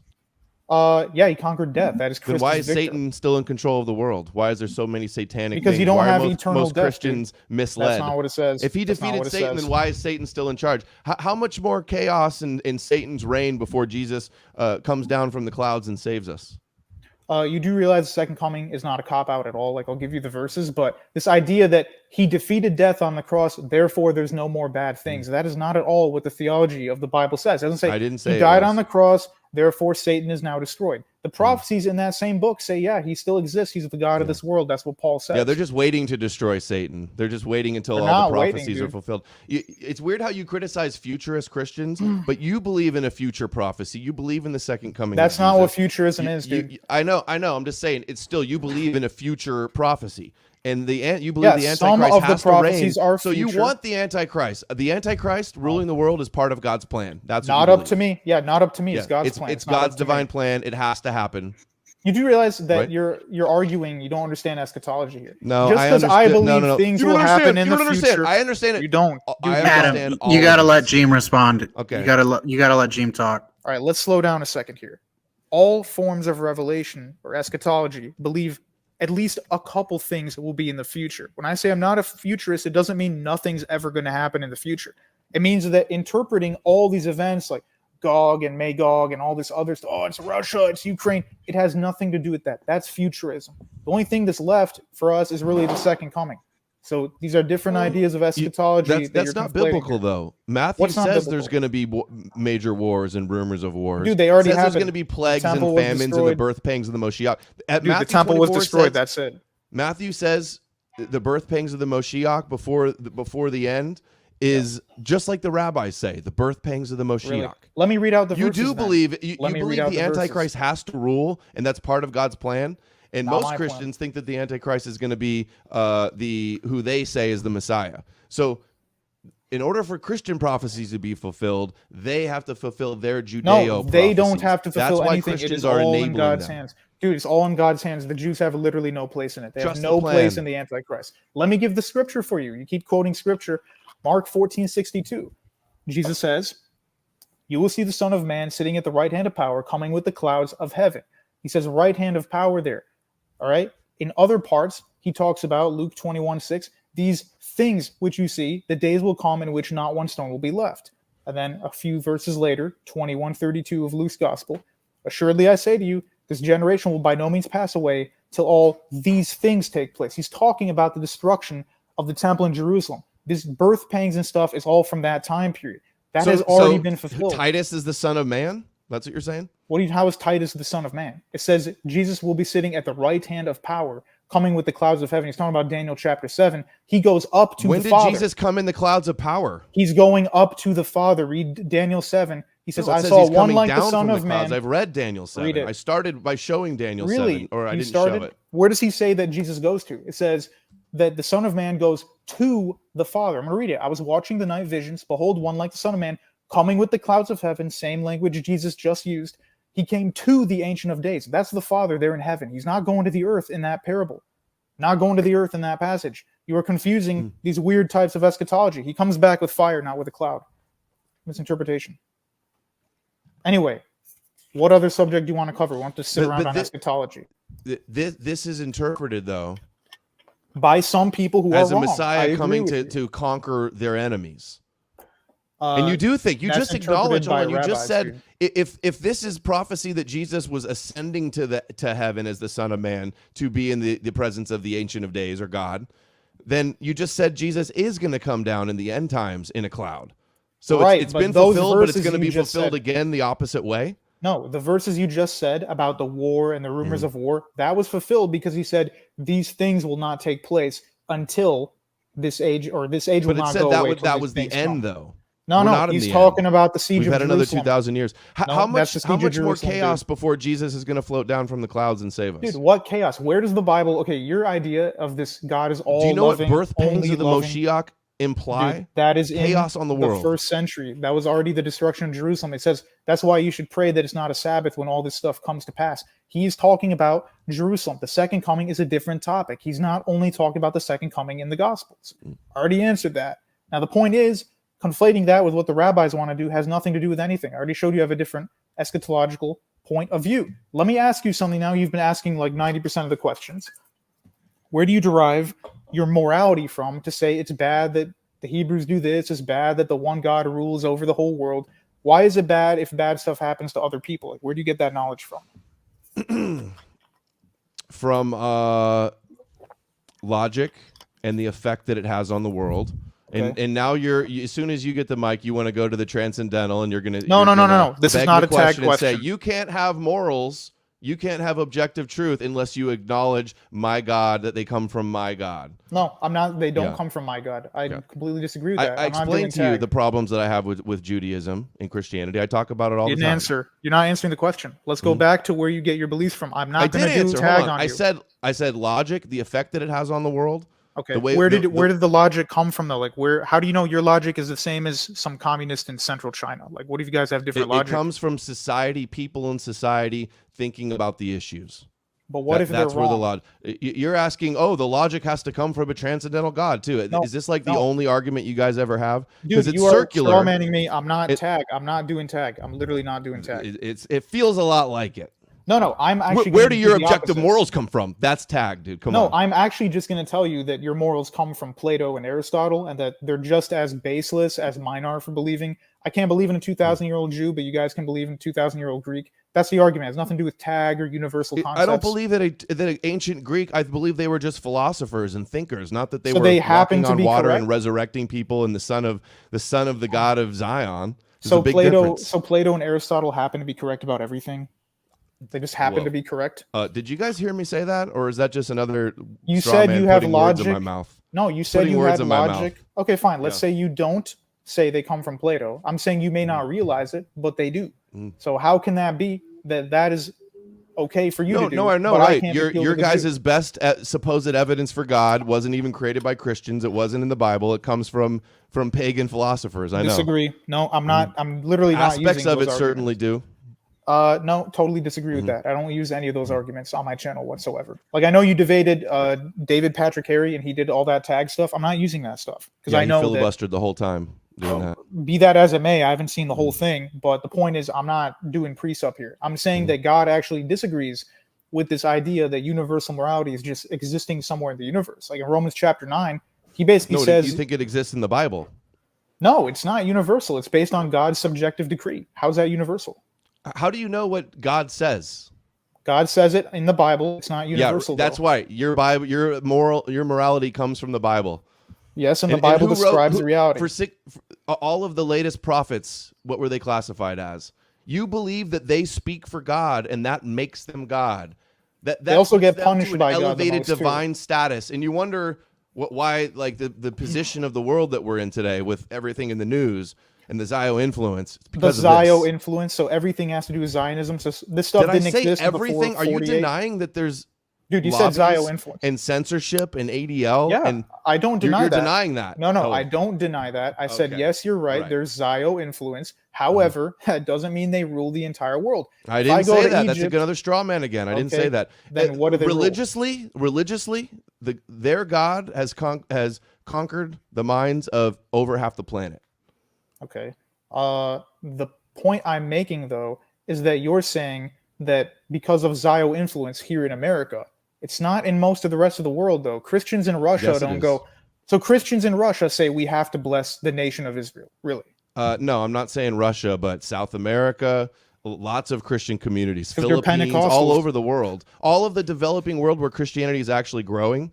They're all Zionists. The vast majority of Christians around the world are pro-Israel. They're their greatest supporters. Okay, so just because the majority do something does not mean that is the root. And I've already proven to you that their ideas of futurism... not real. You're denying what the majority's doing. No, I'm saying the majority that you're talking about come from the 1800s. You're making excuses for the fruits of Christianity. How is that the historic religion?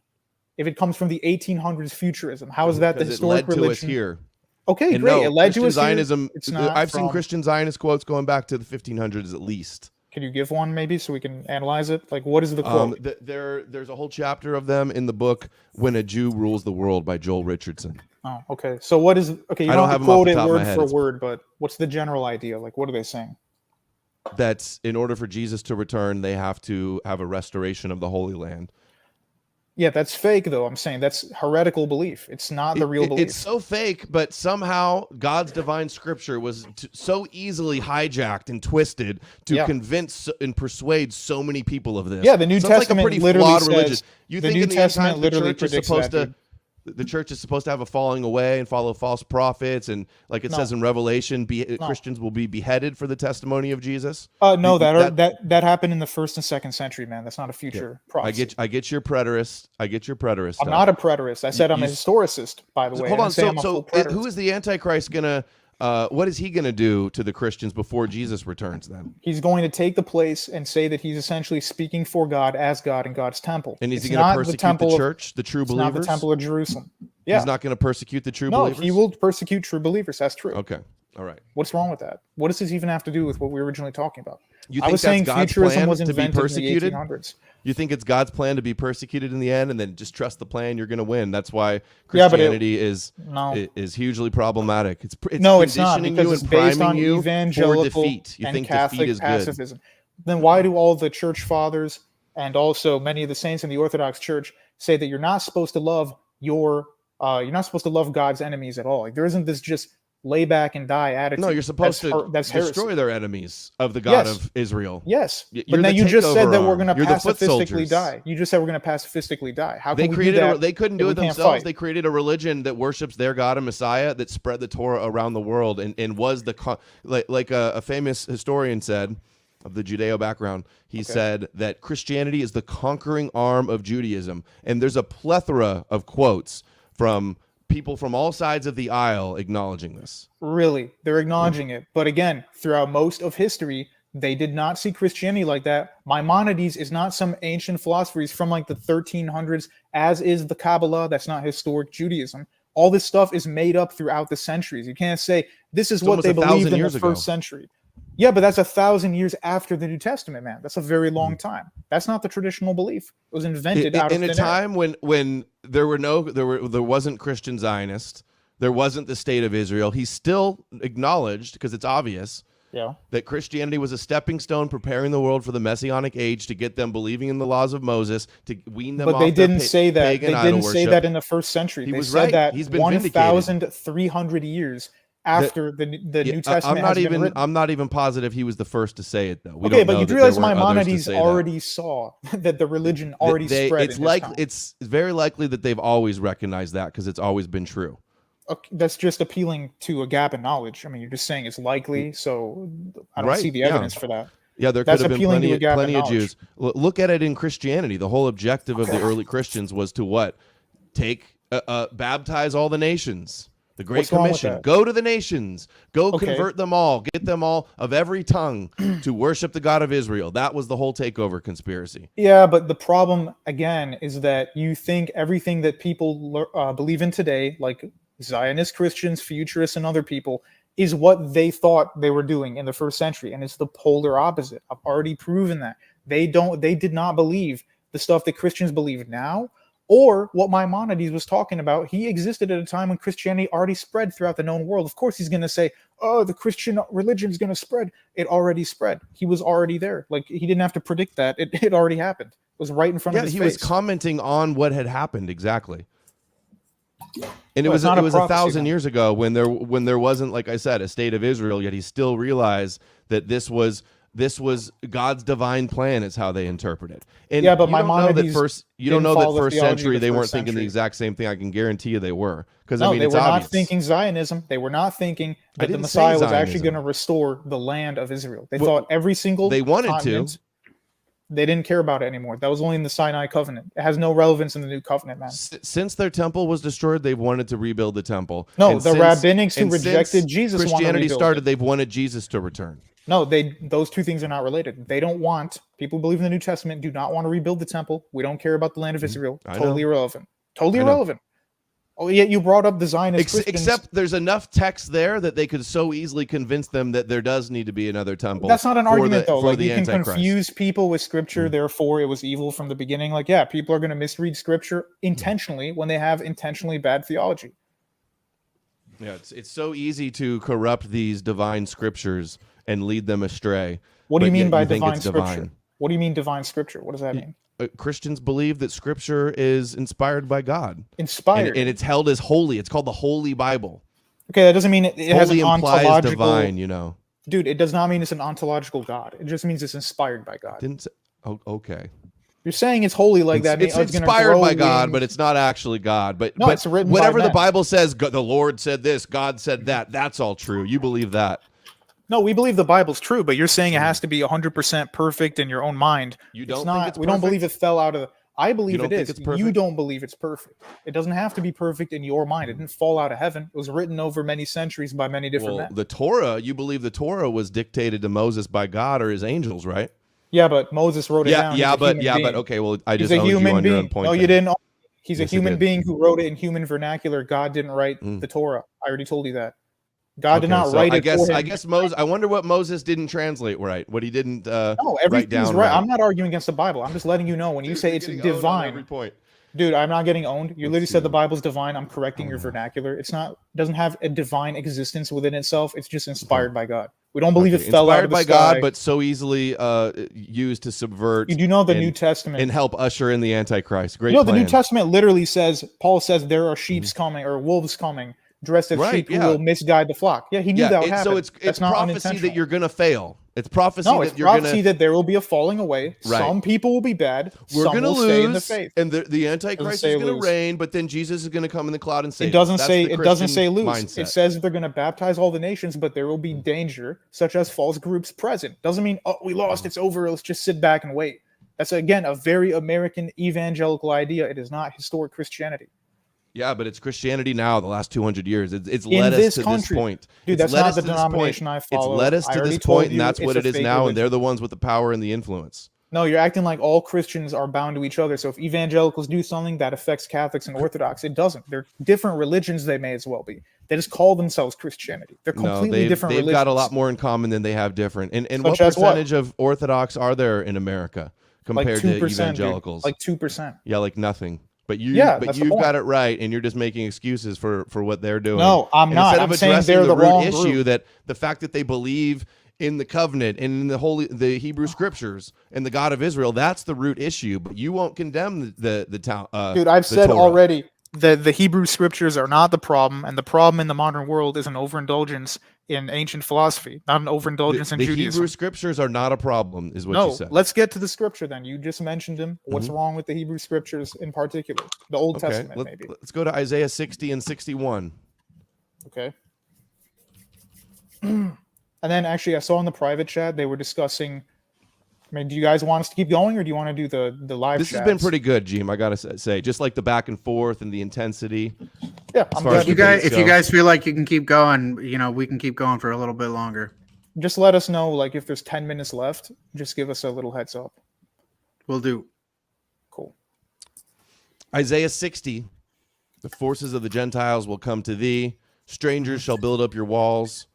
For nation and kingdom that will not serve thee shall perish. Yes, those nations shall be utterly wasted. Why is that Zion, bad? the Holy One, in Israel, thou shalt suck the milk of the Gentiles and shalt suck the breast of kings, and thou shalt know that I am thy Lord, Savior and Redeemer, the mighty one of Jacob. So suck the milk of the Gentiles.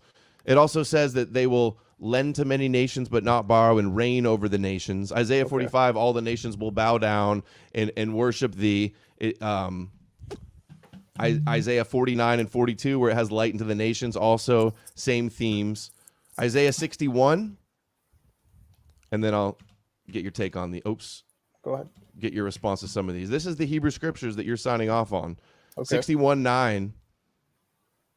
And their seed shall be known among the Gentiles, and their offspring among the people.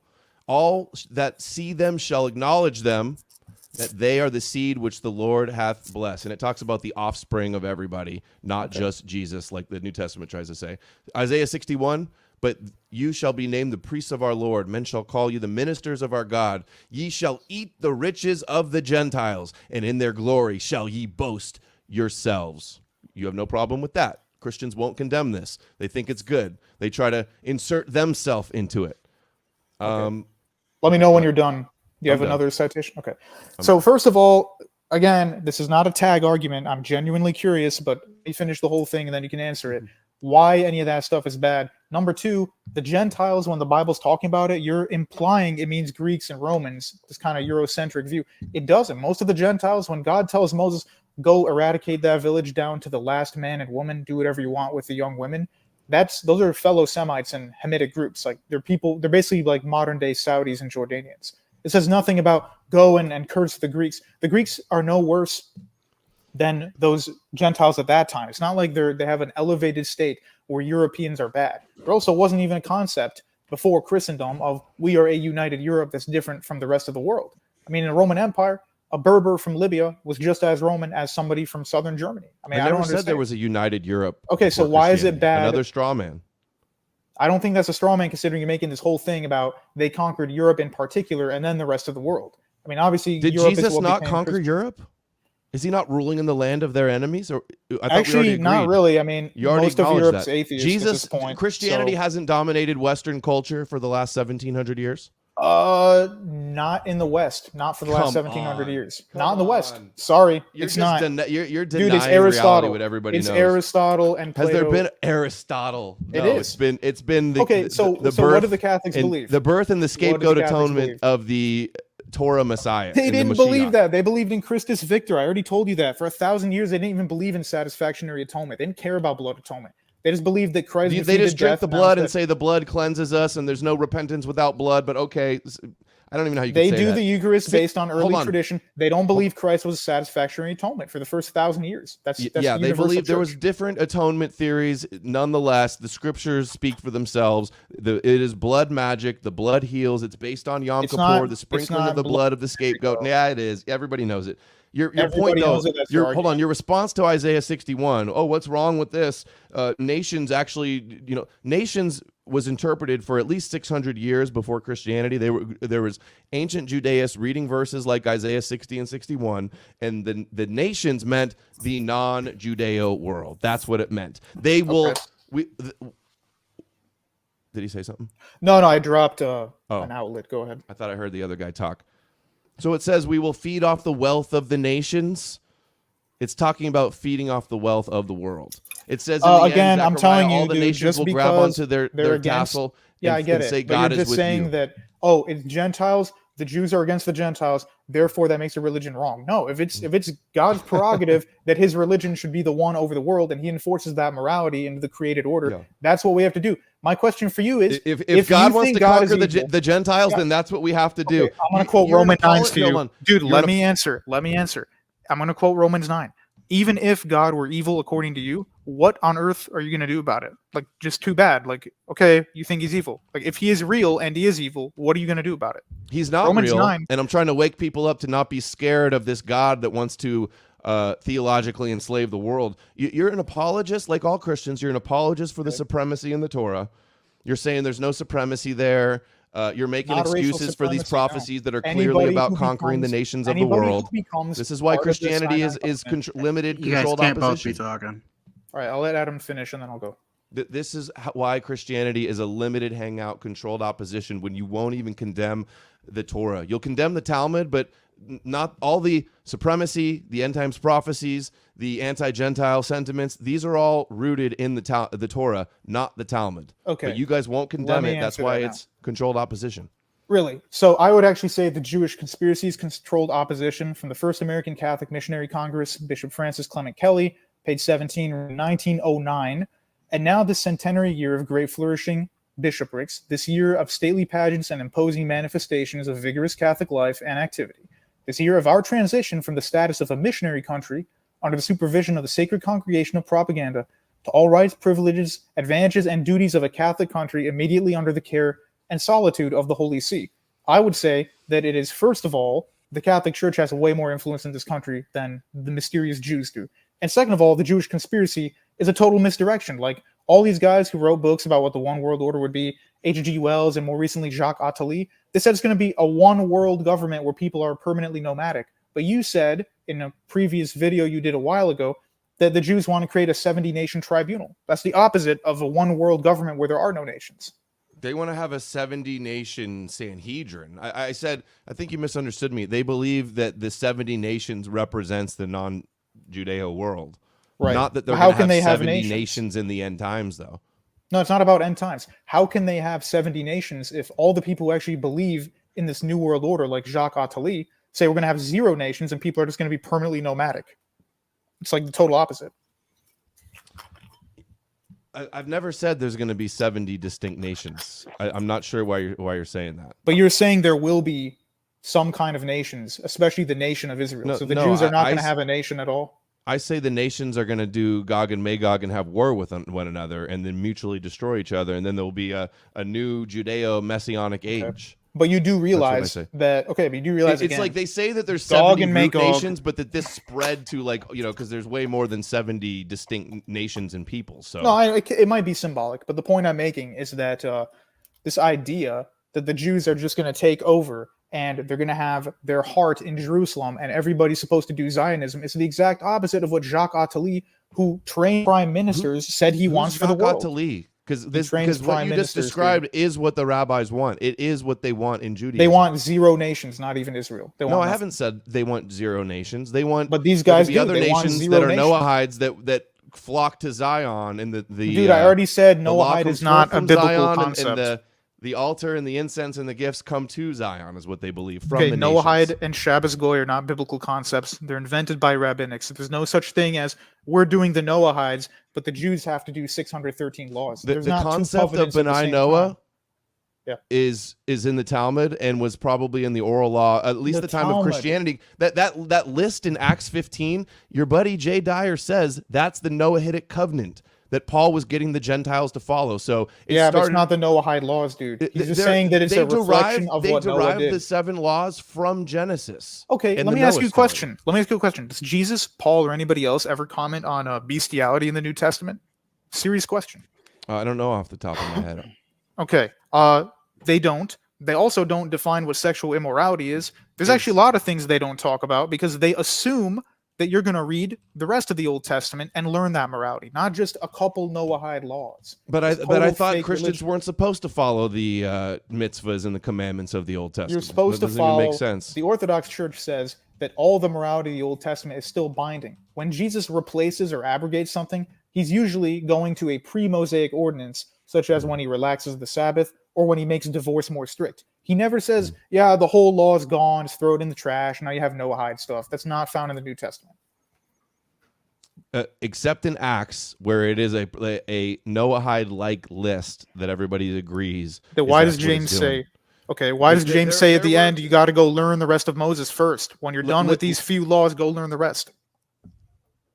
They don't want the Gentiles to follow all the laws of Moses. No, the rabbinics don't. I'm telling you, they're not the same as the people who wrote the New Testament. They don't want converts. They wanted the Gentiles to follow the God of Israel, but not convert to Judaism. That's why they don't celebrate the Sabbath. It's on Sunday. That's why they don't keep circumcised and keep kosher. It was supposed to be. That's not true. Yes, no, it's not. In the Eastern tradition, they kept the hygiene rituals of the Old Testament were still seen as a good influence on society, but because the covenant's different, doing those has nothing to do with your salvation. So, for example, in the Russian Orthodox Church, a woman shouldn't go into a holy place when she's on her monthly period. That's based on Moses. So now Moses is in the garbage, but we're appealing to him at the same time. The Eastern Church did not get rid of literally everything that the Western Church did. I wouldn't expect them to get rid of everything.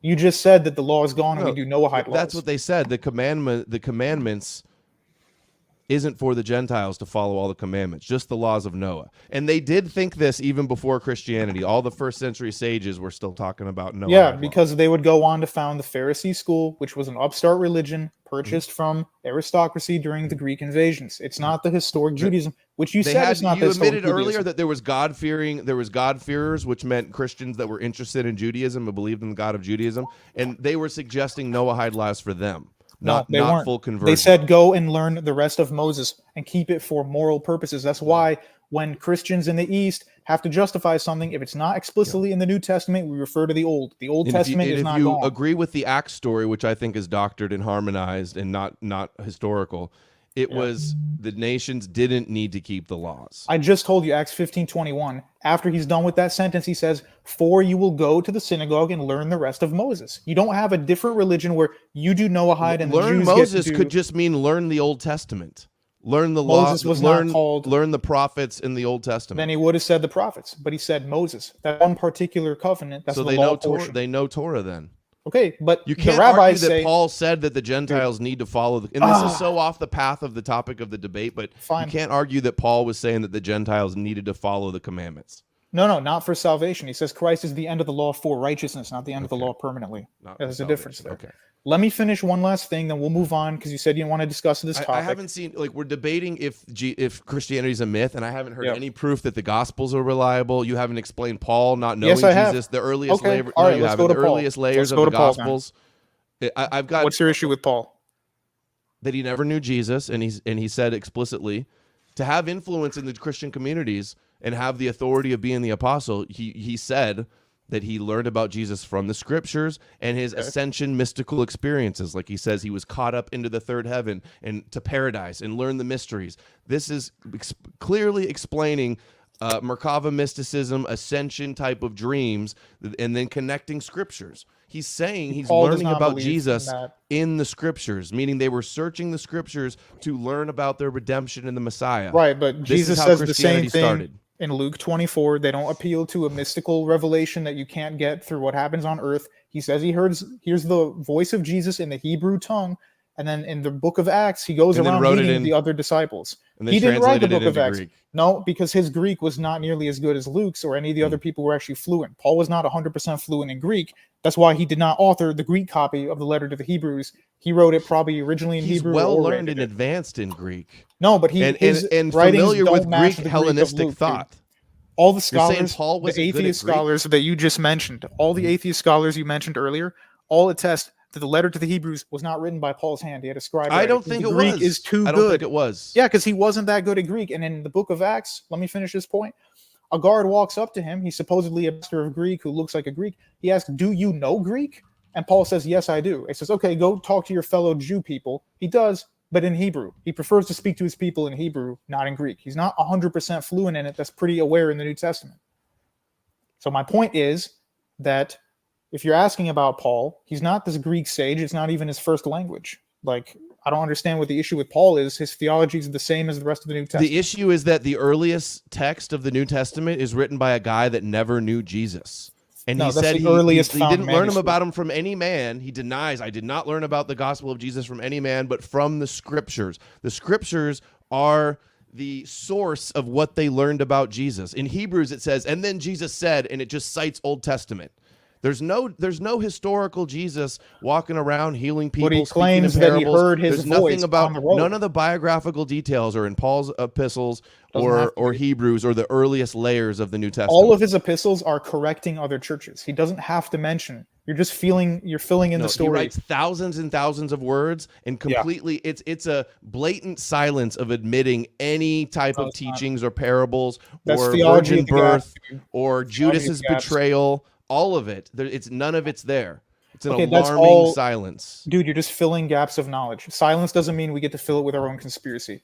That's abductive reasoning. It's not a conspiracy. It's a fact that he doesn't talk about a earthly preacher walking around Jerusalem. Why does he doesn't have do to it? say, It's not hey, there. by the way, this guy It's we're all absent. following, he lived on earth. Like, he has to say that. No one says Paul lived on earth when they're writing about Paul. I mean, just because he doesn't mention that, suddenly that means, oh, he believes in like a divine angel. He doesn't say lived on earth. He doesn't place in Jesus on earth at any time. And in fact, doesn't matter. in the Greek where it says that Jesus was supposedly born, it's actually a Greek word for manufactured. And that didn't fit. The early scribes and Christians didn't like that, so they changed the What word in verse is some that? manuscripts. Okay, what verse is that? Is that in Paul or you're saying the gospel? It's when it says, I think it's perdidomy is the word, and it's when he says in his letters that Jesus was born of the seed of David, I think it is. Oh, so that's Paul speaking, but that does match with the Gospel of John, which says in John 1:14, St. Athanasius agrees, he agenetos flesh, so he became. It's not about being, the born part's not as important as the fact that he was divine and became man. Like, it doesn't matter if they use the word born or not. Yeah, so you believe The word he's a concept pre-existent fallacy. angel, and I'm saying that I didn't say he's an angel. I'd say he's pre-existent. Paul says that he's the firstborn of all creation. He's described as a pre-existent. In figure Hebrews, it says that was he's there not before an the angel, creation though. of time, that was hidden Yeah, in the he's scriptures since pre-existent. before the beginning of time. All right, let's skip over the word angel. It doesn't mean what you think it means. He is pre-existent and divine, yes. What's the problem with that? Yeah, this is the idea of the Logos, primordial Adam, intermediary Metatron type of character. This is how the he, Logos this is how he theology developed is not as what a John's cosmic saying, dude. figure. He started as a mythological god, just like all the mythological gods. Let me say, wait. Let me answer Okay. that. I told you already. The word, Jesus is the word, that memora concept, absolutely predates Philo by multiple centuries. It's found throughout the Old Testament. Jesus is not Philo's logos. It was just like manufactured in the New Testament. That's already in the Old Testament. He is, by the word of God, did this revelation come to Isaiah or Solomon, for example. That is understood to be the mediating one. Long before Philo was born, long before Philo. So even I if agree. a church It's Middle father, Platonism. long it's based before on that. Platonism. Dude, it's long before that. Every what does that serious matter? scholar. They innovated, just said and it's other Platonism, cultures dude. adopted it and syncretically mixed Good it for with them, Judaism. but that's not in the New Testament. So they're doing something that's incorrect. That's not proper Christianity. That's my argument. What Philo says about the Logos is very similar to how Jesus is described by Paul. Yeah, because he's copying the already pre-existent Jewish concept, which was the memora concept in the Old Testament. He's not inventing it out of thin air. And Philo was talking about the same thing decades before Paul. So I'm Right, right again. but, Hey, I but gotta the do a Jews pee are break. talking about it 600 years before Philo, so they're right. Jeem, Anyway, go ahead. Can we do a pee break and while they play a commercial Yeah, cool. I'll just get before stuff the third plugged in. hour? Yeah, that's fine. And then maybe wait, one last thing. When you're back, do you want to just go to the super chat stuff? I don't know how much time is left for the whole stream. Guys, moderators. I'm fine with that. I don't know how many there are. You guys, I want Andrew to If make you some guys money got for Steam to hosting me. keep going, we'll keep it going. Because it says we have 42. I mean, it's up to you guys. I don't want to run out of time before we can finish some of the good questions. That's all. Maybe get started with them and see where we're at, because that could start another deep discussion and take us in another direction or something. I'm sure. I'll be back in 4 minutes then. 4-minute pee. Wow. You gonna take a smoke break too? Jeez, 4 minutes. You gonna take a poop? All right, yeah, I'll take a quick one then. Hey, Kyle, what's up? Not much, Jeem. How you doing? I'm good. I saw you said sorry about the start of the debate. Yeah, what was wrong with the audio? I didn't understand. Yeah, I have no idea. It just I could hear you guys at the beginning of it, and then all of a sudden my audio cut out. I couldn't hear anything. Oh, that sucks. I'm just changing my lighting around because we got nighttime now. I get a question after the super chats. Are you gonna allow like call-ins? Like, Yeah, we're gonna take call-ins as well. and you'll put like the StreamYard in the live chat or whatever. Yeah, I believe there's already people waiting to come on and ask questions. Would you mind if I had the link to a friend of mine? He wanted to pop in for I'll 2 post it in the seconds. private chat for you so you can send it. Oh, okay, cool. Yeah, I wanted to make sure I didn't just want to throw the guy in here and be like, I want to make sure we're doing that. I gotta say, I've had a lot of fun. This was a pretty good one. It's been a spirited debate for sure. A lot of redemption for me. I did my first appearance on the Crucible was pretty poor. This was actually pretty fun. Yeah, I definitely know how that goes. Kyle, I what do you did. do, by the way, if I might ask? Like, what? I the first time I've ever met you, so like, what kind of stuff? I mean, I have a podcast. It's there in the name, the Two Tongues Podcast. We just talk about, I tend to talk about more cultural, political things, and my co-host is more into the philosophical, spiritual. He's not. He would say he's Christian. I don't think that you would accept his claim to Christianity. I'm pretty strict, so Yeah. it's not your fault. I mean, to be fair, I don't really either. I love the guy, but I think he's maybe a little off the base with that sort of thing. But yeah, Two Tongues Podcast. Check us out. Anybody who's interested. You're on YouTube, you said, or Yeah, like Rumble? YouTube, Okay. Spotify, all that stuff. Absolutely. Why did we not do Rumble? Was there a reason to stay on YouTube? I mean, I think the issue with that, when you clicked on the link and it said it was private, I don't think that they could figure out what was going on with that. Oh, okay. But I mean, like Mr. E said, this is gonna be not on YouTube. But I honestly, I thought you guys did a pretty good job of keeping it safe. Yeah, after the first 15 minutes, I think we stopped with the saying Jew so much, so it got a little better. But yeah, so you said it'll be on Rumble or something? This one? I'm not sure if this one will be on Rumble. It's definitely going to be on the Crucible.video. Oh, okay. Crucible.video. I'm gonna check that out real quick while we wait. Video. See what it looks like. Oh, it's like and for everybody, we're just waiting for Adam to come back to start the super chat section. After that, we will we'll do the callers, and yes, condolences I've to been me here for being Canadian, Jim Bob. All right, here we go. Take it away, boys. Yeah. Are we just continuing to talk a little, or are we gonna do the questions? Let's go into the super chat section now, because like you said, we got 31 to go through here, and then we got a bunch of callers stacking up, so we might as well get rolling on that. Okay. All right, I'll leave the stage to you. All right, so we'll get to the super chats here. Debate drinking game. Anytime Jeem mentions anything related to Greek philosophy, take a drink. Try not to get drunk. LMAO. It's a good one. You want to respond to that one, Jeem? No, I know that guy. He's on my channel all the time. It's a real from John Beert. It's real currency doing it. Dang it. It's because it's Australian. I get the joke. Nietzsche said Jewish theology conquered Rome and trapped Europe in slave morality. Dune is about Plato's noble lie and creating a false religion to control the masses. He named the main Messiah character Paul. He knew. When they call him the Mahdi, address too. that? They call him the Mahdi that's fulfilling prophecy that was planted. It's like he totally knows how the prophecy deception is used to control people and get them to expect a Messiah. I would just say that with Nietzsche's writings, of which I've read some but not all, his issue is he doesn't understand why God would allow some obscure group from the desert to have moral influence on Europe. But when he says Christianity's place for the masses, it's kind of telling about what I was going for, which is that, yeah, a lot of Christianity is straight up Platonism, and that's why I consider a lot of it false. So I don't necessarily disagree with what Omega's saying, but I'm just saying that there's a lot salvageable there that I don't think comes from the Hebrews, but from overindulgence in philosophy. Do you have an example of that? Like, which part of the Bible do you think is not Jewish enough, too European for your taste? No, not the Bible. I'm saying that, and again, I have nothing wrong. Yeah, doctrines. Okay. It's not about being European. The Germanics, by the way, were Arians who rejected most of the council, so they would have probably agreed that they didn't like Hellenic philosophy either. Like, I'm attacking specifically one section of philosophy.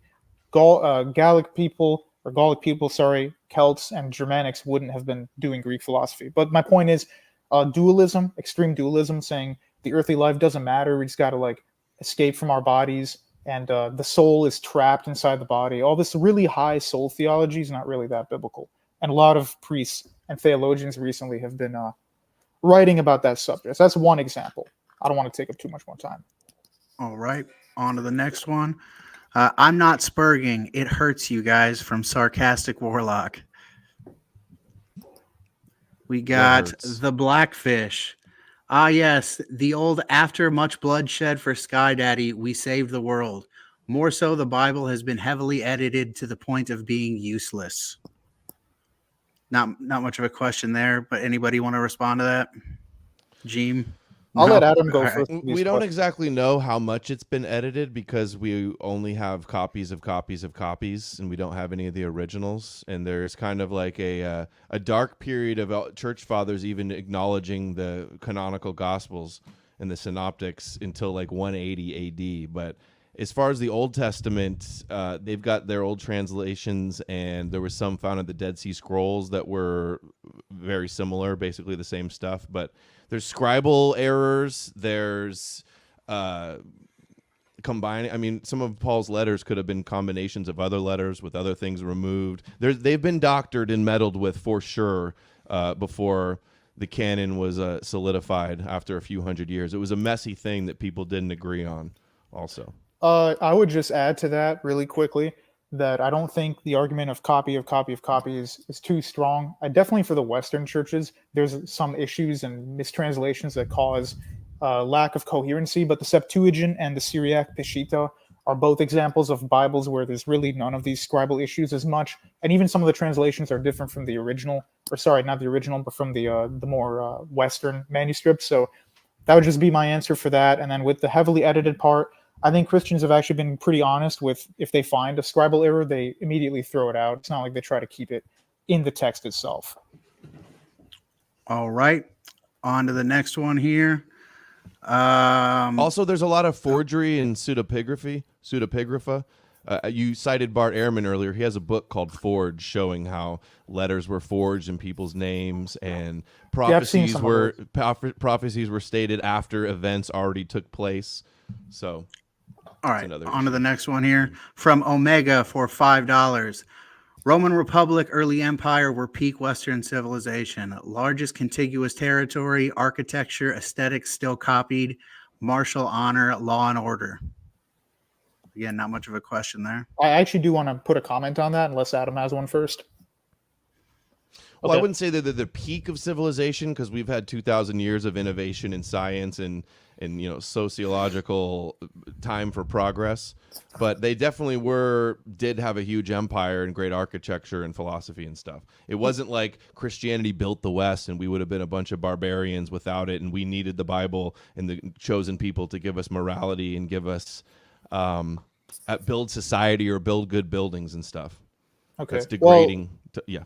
My comment would be, I actually do agree with Adam that Rome was obviously a great civilization long before Christianity, but actually the example of Rome is perfect for my argument, because if you read Arthur Herman's The Cave in the Light and any historical philosophical studies, they'll show you that the Roman Empire started to die out before Christianity took place because they didn't find a purpose in their life due to over-philosophizing with Plato and Aristotle. Exactly my point, that a lot of the root issues come from philosophy, and they even impacted their own people. Like the Romans took so much Greek philosophy, they kind of melted their own brains, not being able to find a purpose in life until Plotinus came about. So I guess that would be my point on that topic.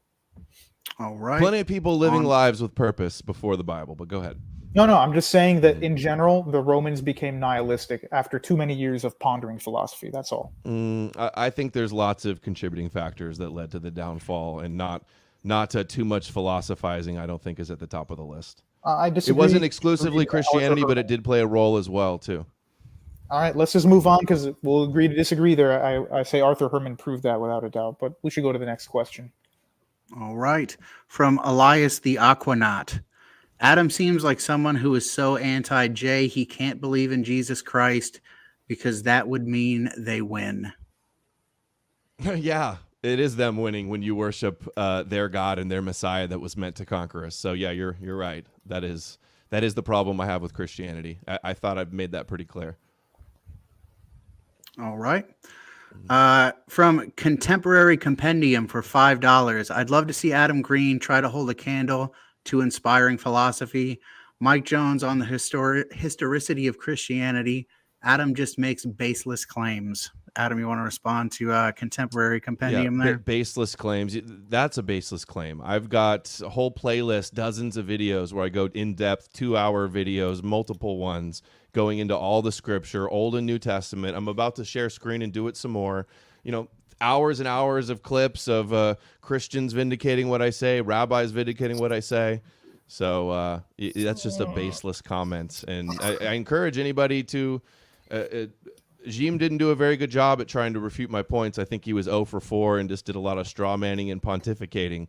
But if you guys want to point out specifically where I'm wrong about anything, I'm open to hear your criticisms. All right.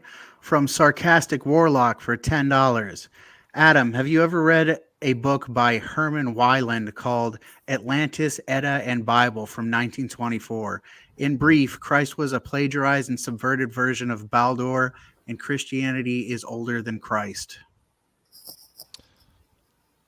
I believe that the Christianity could have evolved and began, like a lot of the Dead Sea Scrolls, you see lots of stuff that you would think would be unique to Christianity and Jesus, like circumcised of the heart, in the wilderness preparing the way, a new covenant, bathing, purification rituals, many things like that. But as far as your scholar and your book, never heard of it. And whoever Jesus is supposedly is, I've never heard of that theory, and I highly doubt it if I haven't heard of it. All right. From Willie Jenkins. I'm getting them out of order here. Willie Jenkins for $5. My question is for Adam. How did you fit that many turds inside your head? Strong arguments. Strong. Yeah. From Sarcastic Warlock for $20.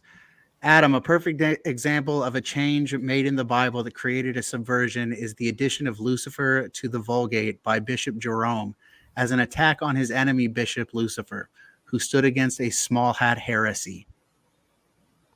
I think I've heard of that, but I haven't investigated it closely, so wouldn't want to comment on it. All right. From Mato Music 805 for $4.99. J8 Sanatana Dharma, the eternal natural way. Hare Krishna, the Bhagavad Gita is way deeper than the Bible. I'm not an expert on that book. Any comment? So All Looks right. I looks wouldn't like make a that claim. Hindu shill to me, but what else we got? All right. Elias the Aquanaut gifted 1 Crucible membership. Thank you very much, sir. Contemporary Compendium again for $5. Adam makes a claim. Jeem, can I respond to that? Adam, no, it's irrelevant. Adam is the most bad faith debater I've seen on the Crucible. Some of my questions were rhetorical. I'm sure Andrew, your host Andrew, uses rhetorical questions as well. So I thought it was a harder. good debate. I thought it was a decent debate, actually, to be honest. I did too. This was good. I said This that. was good. All right. One of the best ones I've had on Crucible. I'll give you that, Jim. Nice. From Omega, Torah equals chosen. From Omega for $5. Torah equals chosen supremacy. New Testament equals universal morality and pacifism for the goys who are meant to be ruled. It's obvious why the difference exists. Yeah. My supporters are out in the chat representing. Okay. I love it.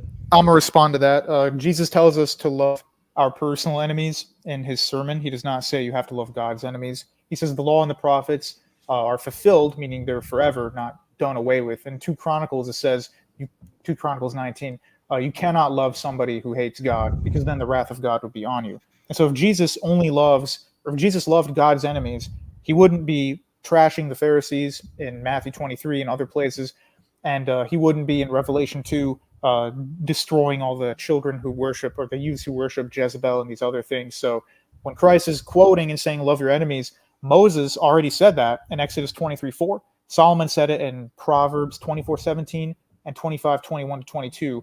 All those guys loved their enemies, but they still sawed people's heads off. So you're allowed to declare war. You're supposed to love people who are in your lives. You're not supposed to bend over for enemies of God. All right.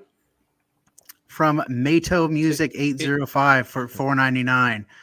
All Abrahamic religions are a cancer. I only trust the Vedas. Okay. Any comment on the Vedas from either of you guys? I don't know what's up with all these A lot of Hindus here, man. these Indian Hindu shills Here here. he is again. All right. They're tired of the Abrahamic religions too, apparently. From Mato Music for $9.99. Christ, Krishna. Everything was stolen from India Aryans, the Vedas. The West is so far behind spiritually. Always bickering about these Abrahamic religions. It's worthless.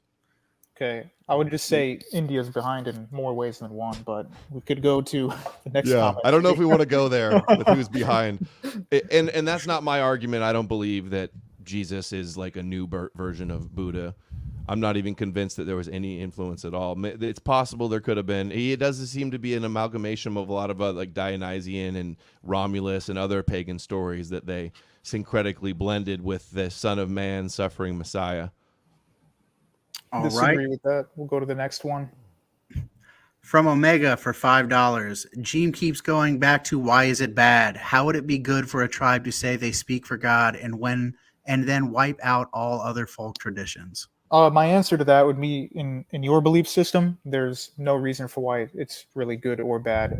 You could appeal to logic and basic common sense, but again, that wouldn't get you so far because all that stuff is built up from the last 2,000 years of philosophy. And the guys who invented universal morality, Plato's Timaeus 29-32, is where he specifically talks about universal morality. He's basing that on the fact that there is some kind of God and a demiurge who exists. So Europe's whole history, the West, again, highlighted in Arthur Herman's book, The Cave and the Light, is a competition between Aristotle and Plato. So my answer to that is, how could it be bad, and how would you know it's bad?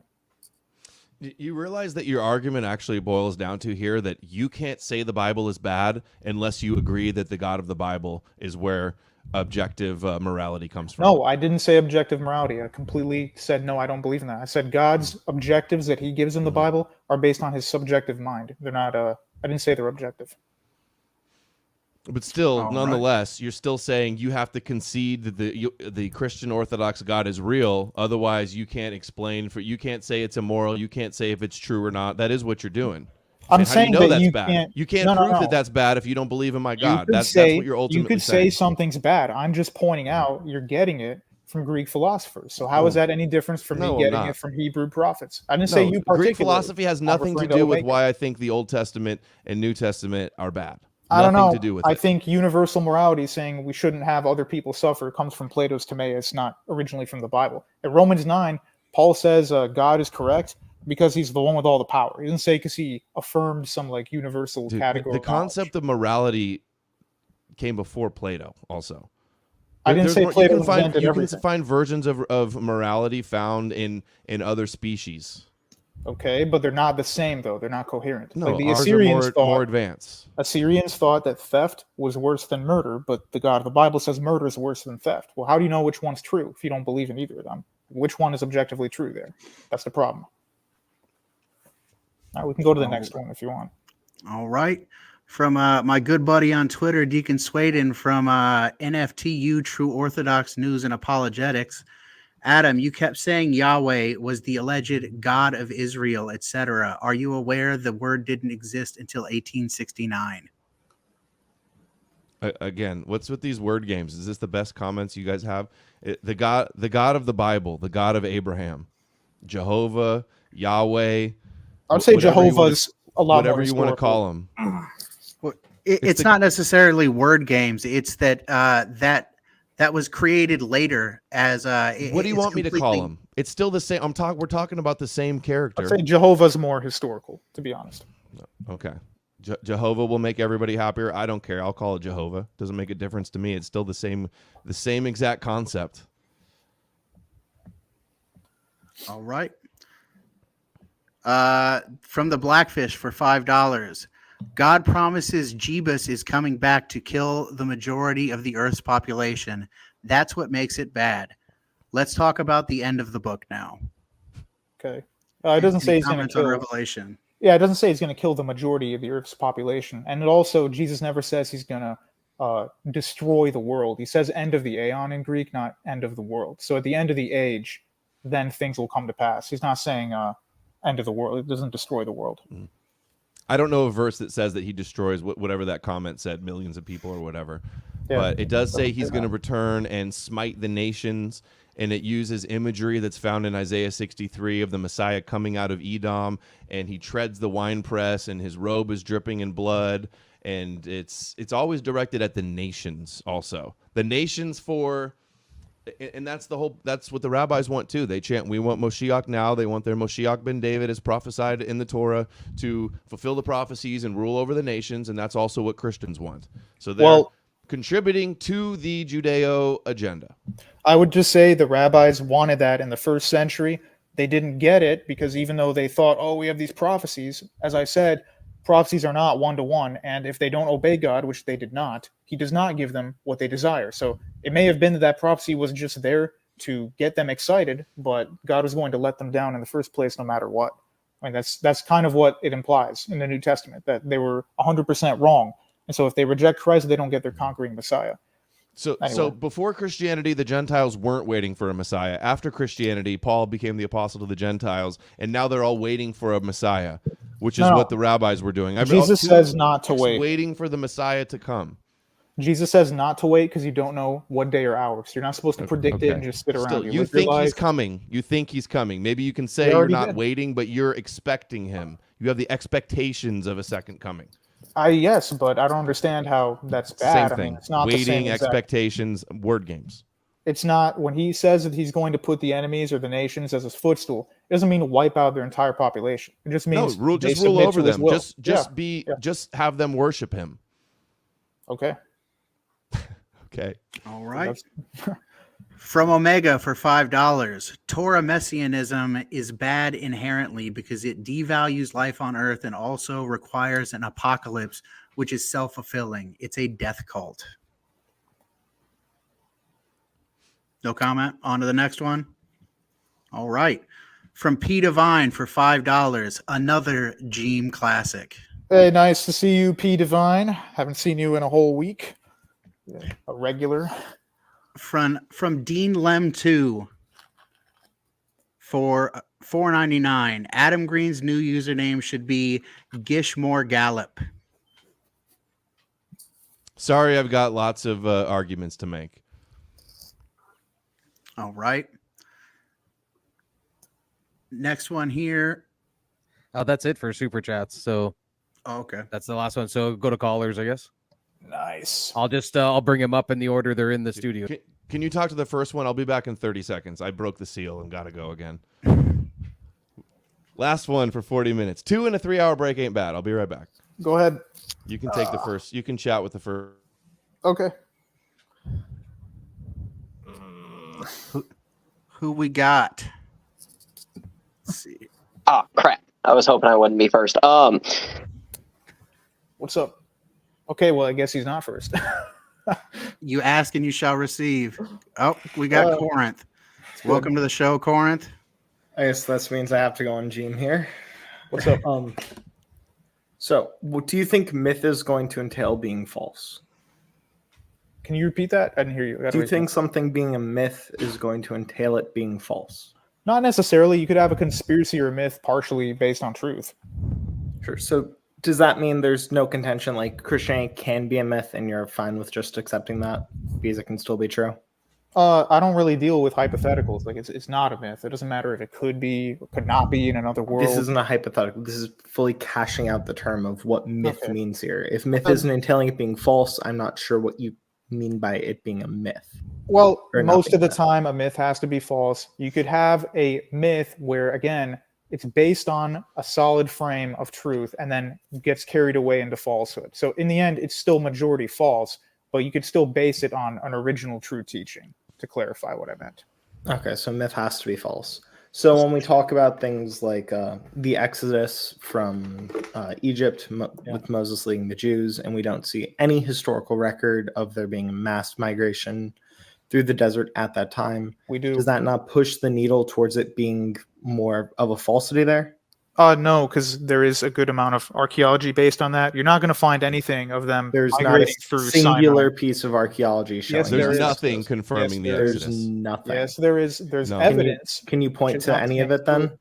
Okay, there's a lot of signs of Semitic Canaanite habitation in Goshen and other parts of Egypt, which is distinct from native Egyptian habitation and settlement design. But Is that's this only on for the Exodus, the though. Exodus? That's not Is- proof I of the just Exodus story. said Egypt. They lived in Egypt. Let me continue. all right? We're not That- disputing that some we're of not them disputing this. probably lived in Egypt, though. Well, they have to be there for the myth to There can begin be in the first there place. can be Semites in Egypt, and that doesn't follow that Moses wasn't my led them only through argument. the desert after splitting the sea, right? Okay, that wasn't my only argument. Second of all, there are a lot of Paleo-Hebrew scripts found in the desert that have been discovered that talk about the land of Israel and that talk about later things And like which King Omri. ones are in the desert that's been said that Moses led them through on an Exodus? I think we have some that are a little bit later, like the Israel steel and the Okay, so Moabite stone. none of them are showing that there was actually an Exodus. There's no Yeah, historical there's record of an Exodus. There's Paleo-Hebrew records that are You're found saying both that in these were done Sinai after the and fact. Western These are Arabia. things stating it after the fact. No. That's the record of it. No, they dated it, and it was not found to be after. It was snugly with the time scale of when the Exodus was supposed to happen, which Okay, is like can you 1300 years Can you tell before me what Christ. it is so I can just quickly check that? Yeah, it's these. They have these Paleo-Hebrew scripts. Some of them are in Saudi Arabia. Some of them are in other places as well. I don't remember the exact article I read. It was a while ago when I was still trying to write my book. But basically, the Saudi scholars said that it came from the same civilization, which is called Midian in the Old Testament. And also, the Old Testament does describe the geography of that area pretty accurately. I don't understand so how we're in supposed to Saudi find Arabia. So the Exodus of Moses and the Jews went through Saudi Arabia. That's one theory. There's multiple. Some say it goes through the Sinai Peninsula, which belongs to Egypt. Others say yeah, there are multiple theories. Only one of them can be true, though, right? Yeah, but I'm not an expert on this subject, so I don't know which one. You have evidence for this one, which you're saying is sufficient evidence, which is going to entail all the other ones being false on your view, right? Or it's no longer evidence that this happened. Of a subject that I'm not a master of. You're expecting me to have all this information that I do not have. This isn't you being a master or not. This is you're saying you have evidence of this happening here. This is going to entail every other hypothesis being false if this one is true. And you're saying this one is true. I'm not saying it's true. I'm saying this so you're not evidence of it. If it's true, so then that would imply that it's the correct route. If it's not true, then I want evidence of this Exodus. I don't know which ones are true. I have not studied this subject in depth. I'm giving you an example of one that I heard of. I don't know if it's true. That's all I said. But your evidence is I heard someone say this thing. I have no idea if it's true or not. That's really bad evidence. Hey, listen up, Corinth. You do realize that people don't believe the Bible based on archaeologically finding the Exodus Red Sea. It's based on the fact that, as Ezekiel Kaufman says, the Bible accurately describes the entirety of the reality around us in a way that none of the pagan religions did before. It does not talk about dualism, which literally every other pagan religion does. Doesn't mention the Assyrian and later Neoplatonic. Which is why we made the distinction about what you felt was a myth earlier and how it can start from truth and then lead to a majority of falsehoods. Yeah, but the majority of it is 100% coherent. It never goes into pagan falsehood. It's completely unique. We're going on this. Are you just going to bite? Okay, so the Exodus is like a falsity here?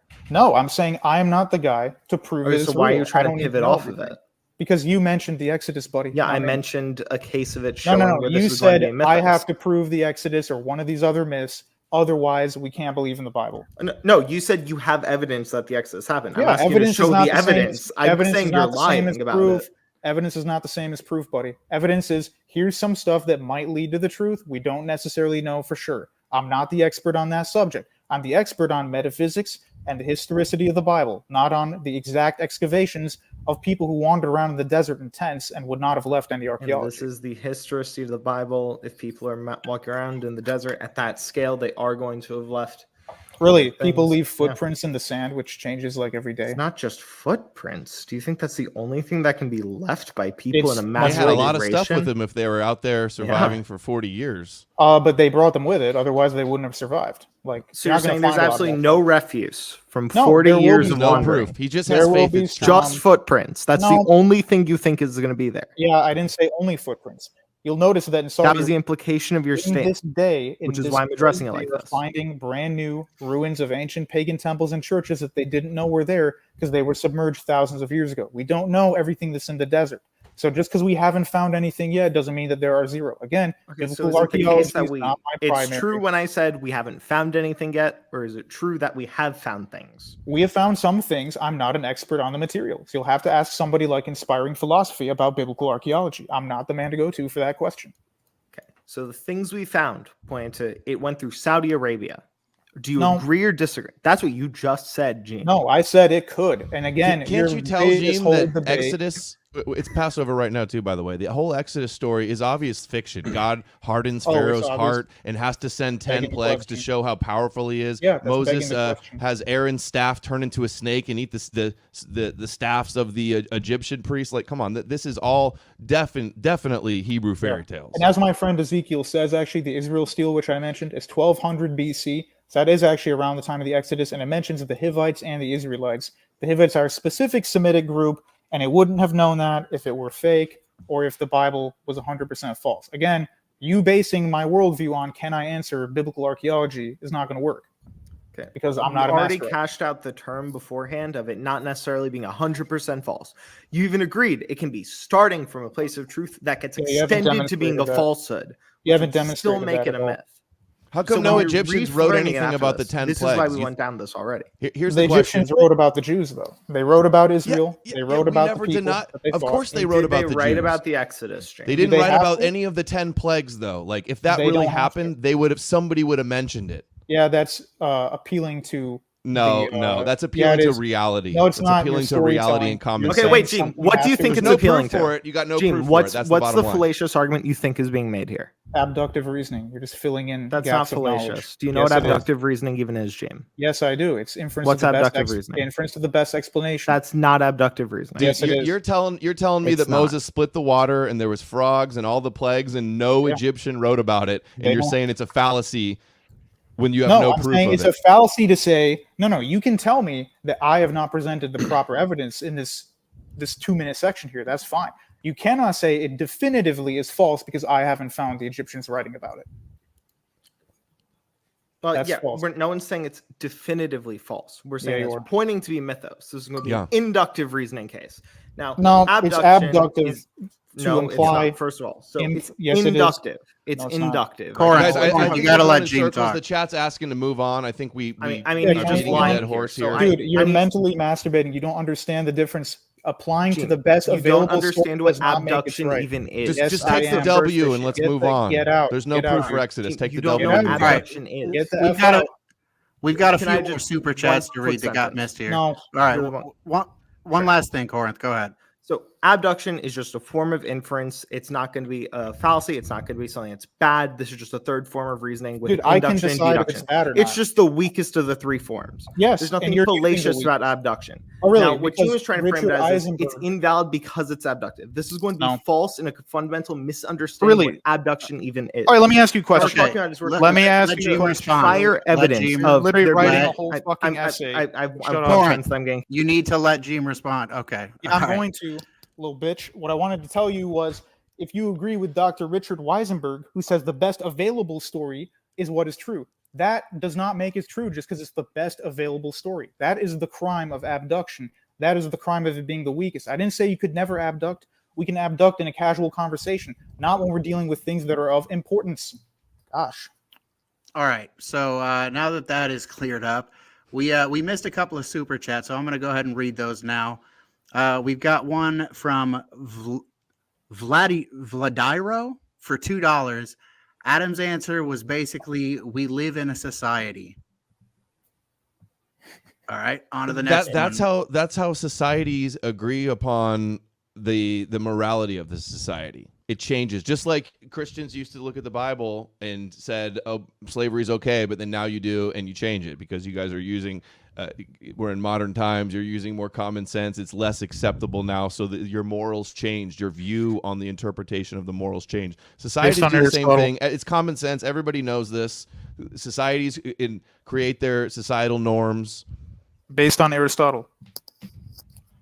Actually, the whole reason they fought against slavery in Latin America, not exclusively, but most people know nothing about Aristotle, so no, it's not all based on that. They know They about. think about it. They go, and- this guy says this is bad because of this, and this person says it's not bad because of that, and then No, they agree don't. on it. And sometimes they get it wrong. Sometimes they get it right.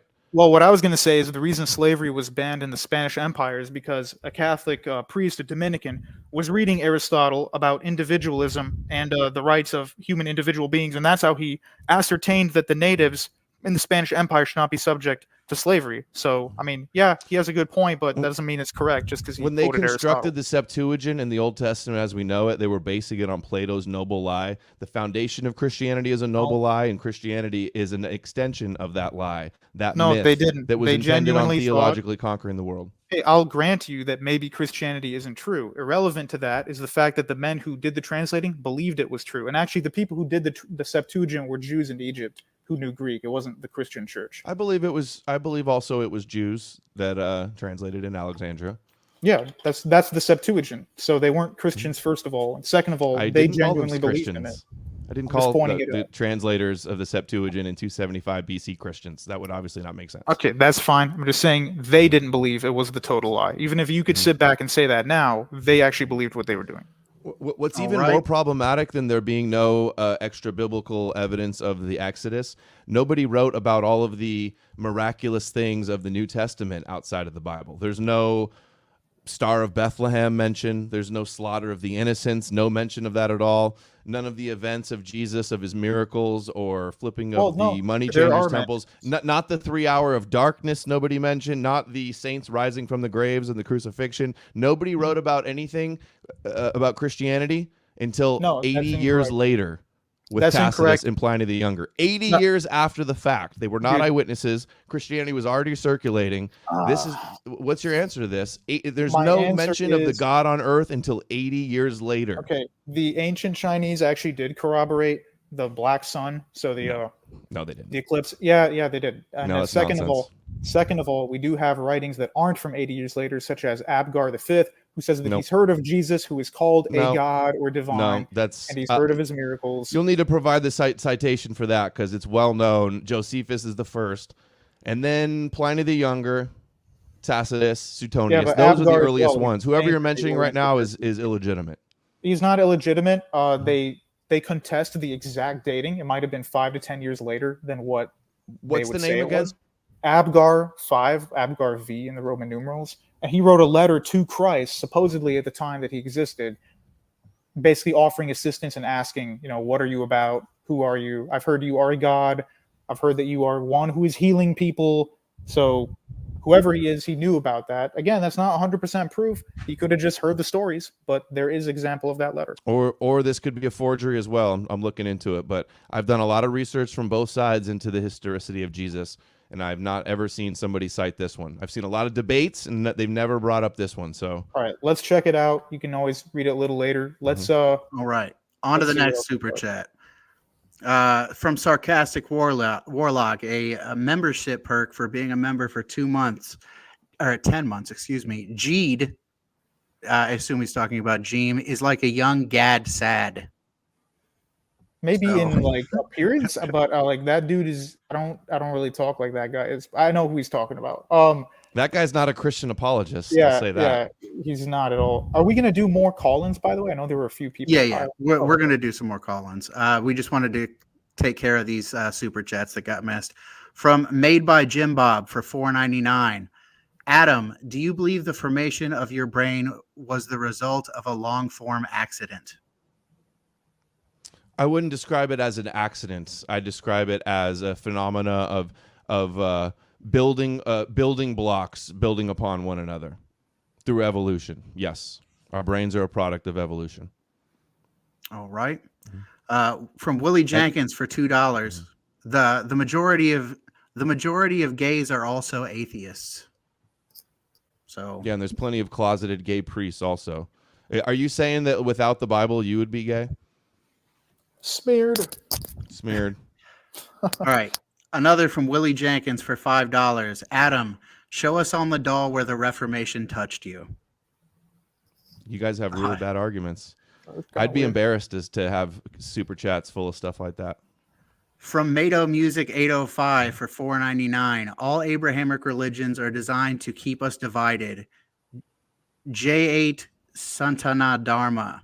This guy's really spending his paycheck tonight on these super chats. I don't know who this guy is, honestly. Is this one of my followers? Or is he a regular on your show? I've never met him. From Made by Jim Bob for $4.99. Adam, are laws of logic dependent on a mind? Yes, and the laws of logic exist before human minds. What say you? Mm-hmm. Yep.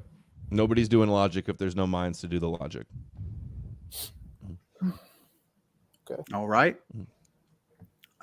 We got one from Willie Jenkins for $2.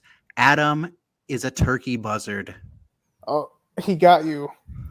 Burn, turkey buzzard. What is a turkey buzzard? Mr. E says skip the insult supers in the private chat. Yeah. It's Gotcha. embarrassing on the channel and a waste of everybody's time. All right. From Mado Music, the Austrian painter was right. Okay. All right. I don't know who they're From talking about. I just want to pre-read some of these. Corn Pop the Bad Dude for $5. Can someone tell this ortho bro to stop ducking down and we'll say pleasuring Dyer off screen? It's a bit distracting. Okay, I would just mention that again. I purposefully did not really I don't think I used any tag in this debate at all because I didn't want people to accuse me of just copy pasting Jay Dyer stuff and making it the same as the previous debate that Adam did. Thank you. We all appreciate it. We're Yeah, very we're gracious. just You gonna didn't we're just torture gonna us skip with that. all of the all of the insult supers, dude, just don't read them if it's stupid shit like that. Okay. Yeah. Like Yep, that's what I'll I meant. I pass them said, up. don't. It's making me look skip- too good to have such Yeah. terrible comments. No, I'm like, dude. I mean, I don't know who half.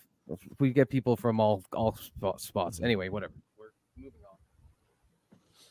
All right.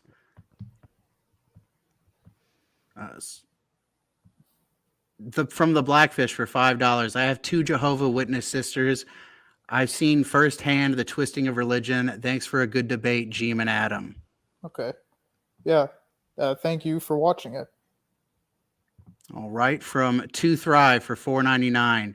Found Adam through Witsit. This was awesome to see the sparring. Good job, Jeem. Hope to see you on the Crucible again. Truthers seek truth. It's a conspiracy.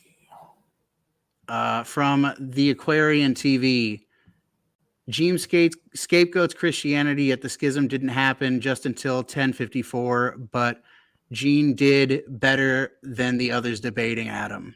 Let me make a comment on that. I think what he's trying to say, sorry, he said, I scapegoated by saying the schism didn't start till 1054. Everyone knows in the early church there were a variety of different views. I'm not saying everybody was just Greek Orthodox. They had variety of views, like Tertullian's not a saint for a reason, neither is Origen. But my point was, a lot of the blood atonement theology comes later. But it's in the scriptures, though. It says there's no repentance without blood. Right. No, I agree with you. I'm just saying that this conspiracy that they wanted the Gentiles to believe in, like, blood magic doesn't That's hold not up a for the first conspiracy. That's 1,000 just years. what it is. But they didn't don't- believe that for the first 1,000 years. That was my point. Sure they did. Were they not doing the Eucharist? They did. They said Christus Victor, that Christ died to defeat death, not that he was a satisfactionary atonement. He died to difference. defeat death. Yes, that's called Christus But everybody Victor. still dies. No, doesn't make any eternal sense. death. Like you die, but you'll have eternal life after. That's what he defeated. That's what So the a promise in the afterlife that nobody can prove. the resurrection. Not necessarily heaven, but the resurrection, yeah. Yeah. He came to a couple of his devout followers and nobody else. I mean, I would say that's wrong because the religion did spread around the world, even if he only spoke to some crowds in Yeah, Palestine. plenty of religions that started on mythological figures spread around the world. And the resurrection appearance to the 500, why would that be in Paul's but not in any of the other gospels? Because it didn't happen. What do you mean? He did when he resurrected in the start of Acts. He goes to heaven with a whole group there. That wasn't written by Paul. That's by Just like the rapture people, they all floated away in heaven together. No, just And nobody Christ wrote went- about this no, outside of the just Bible. We're Christ- just going to take their word for it. Just Christ went to heaven. Nobody else went except him. He That's went on what a I thought. cloud up to heaven. Yeah, everybody going to rapture stuff's total garbage. All right. To both, how would y'all feel if y'all had breakfast this morning? Also, how would y'all feel if y'all had only a bagel this morning? I don't understand the question. I did have breakfast this morning. He got All it. right. If I did have breakfast, I would be full and nourished. Nailed it. We're All right. almost at 3 hours. Nice. I got to pee again, but I'm holding it. Just let everybody know. All right. From 2 Thrive, my super chat was skipped. I believe we got to it. From 2 Thrive again. Okay. From the Aquarian TV for $4.99. Jeem scapegoats Catholicism, yet the East-West schism didn't happen until 1054. Overall, Jeem did better than others debating We Adam. read that one. No, he worded Yeah, I it think- slightly differently. I'll respond. Yeah, he sent it twice. I'll clarify again, dude. I'm saying that I wasn't scapegoating Catholicism. I was just saying that the substitutionary atonement theology is more emphasized later, especially amongst the reformers. So even if it's in the Bible, the Gentiles weren't believing in it on day one. It took a long time for that emphasis to move over. That was my point. So I'm not saying Catholicism is the root of all evil. Just there's a difference between those two theologies. But thanks for the question. Doesn't Isaiah 53, that's obviously the Jesus narrative is based on, say that there's an atonement for sin? The sins will be atoned in one day. That's also, it says his that's also stripes- Daniel. Yeah, his stripes will heal us. Yeah, it's definitely in the Bible. The early church did not believe in emphasizing the atonement. They emphasized the Christus Victor theology. That's the difference. Like they're not saying, oh, he didn't die for the sins. They're just saying that wasn't the main purpose. It was Christus Victor. That's what the first 1,000 years were like, on the Latin side particularly. All right. From Dirty Mike for $5. Do all of our copies of the Bible actually mean we don't know what the Bible originally said? Elaborate, please. Yeah, Go ahead actually, first. a lot of scholars think that the original ending of Mark, that they added a new ending onto the end of Mark, and the original Mark, the first gospel, doesn't have the birth narrative. None of the Bible until Matthew and Luke talks about the virgin birth narrative. The whole nativity scene is completely cherry-picked, inspired from Scripture, to the manger, to the swaddling, to the magi, to the gifts they brought, to the star, Numbers 24:17, the star that rises out of Jacob. Over that, again, nobody outside of the Bible mentioned this miraculous star as well. Okay, And- I'll give my 2 piece on it. I would just say I think it's kind of erroneous to say, and then hang on a second. Mr. E says move to the callers after this one. Okay. I would just say it's erroneous to say because the earliest manuscript we have thus found doesn't have something, therefore it wasn't meant to be, or it's never been in it. It's not And the earliest secondly- that we found; it was the earliest that was written. Didn't start with the No. birth narrative. It starts with Jesus being baptized, and Yeah, then but this is the the thing, end. dude. There's no resurrection appearance in Mark Okay, either. That but didn't why- come till later. Why should we have 4 gospels that are exactly identical? Like the point of having 4 was to have 4 different with different themes. Like the theme of Mark is not the Jewish law, that's the theme of Matthew. The theme of the divine Jesus is really the gospel of John for the most part. It's like, why do we need to have 4 that are exactly the same gospel? We would just have 1 then. We have 4 because they are different. They might have a different way of analyzing the life of Christ. That's the point. No, we have 4, and it's the synoptic problem because they know that Matthew copied Luke, and then Luke copied Matthew and Mark and expanded on them. Again, that would be the Greek copy of Matthew that we have, not the one all the church fathers say we have the original in Hebrew. Could have been No, worded it's differently. not all the church fathers. There's no proof of Hebrew. In fact, you can see that it's written from the Septuagint, so it wasn't original Oh, in dude, Hebrew. I already said and also, that. hold on, let me correct this because there's a great book. Please, I suggest you read it, Jeem. You'll find it interesting. The Jesus the Jews Never Knew by Frank Zindler. And it talks about how the Ebionites have a lost book called the Gospel according to there's a Gospel of the Hebrews that they had. Yeah, and a I Gospel know. according to the Ebionites. And they say that was similar or may have been called some type of Hebrew Matthew, but that's not the Matthew that we have today. No, because I'm saying that it's not just these Ebionites, even though it's good that you brought that up. All the church fathers, like people who actually are post-New Testament, who already accepted Christianity, who think the Ebionites are total heretics, are saying, Irenaeus, Papias, Clement, Eusebius, and others all say we have the Gospel of Matthew in its Hebrew in the library of Caesarea. Clement says the letter to the Hebrews was likely written in Hebrew, Paul's original tongue, and translated to Greek. And my evidence for the fact that Paul didn't handwrite everything is in the letter to the Romans near the end. It says, I, Tertius, wrote this epistle to you, even though Paul's the one who addresses it. They So, can tell that the original scripture was based upon the Septuagint, the Greek translation, because that translation changed certain things where the Yeah. New Testament would only make sense if it was predicated upon translation, not Okay, the Hebrew. For I instance, agree like with the you. Jesus being a virgin in Isaiah 9:6, the Hebrew says young maiden, and it was the Greek that said virgin, and that's what led to the idea of the virgin birth. Well, a here's the thing. mistranslation error. we don't have any of the copies of the Hebrew before the Greek. The Greek would actually be the earlier copy. But Or there second of was all- none. Or there was. Okay. If Matthew's copying Mark and Mark is written in Greek and it's pure symbolic fiction, not written by an eyewitness, then Mark's not any more reliable and definitely didn't come from the Hebrew first. Okay, That's the I want to point. It's say, okay, Septuagint dude, verbatim. Yeah. dude, listen for a second. The reason that you say that is because the Greek manuscripts are using the Septuagint to refer to them. Again, Bart Ehrman and all the other scholars will admit there is a third Old Testament that they're quoting from that does not match the Septuagint or any other Hebrew type that we have thus found. So it's not just 100% Septuagint copy paste. Well, my Are you point talking was about Q? no, not Q. I'm just a third type that no one's found. They don't even have a name for it. They just said there are some verses where even when Christ and the other disciples quote it, it does not match the Greek Septuagint or the Hebrew that we have found. So there's another one that they ascertain might be. The whole point of what I'm saying, though, is that the Greek copy of Matthew matches a Septuagint, but the Hebrew copy, which the church fathers insist Which existed, we don't have.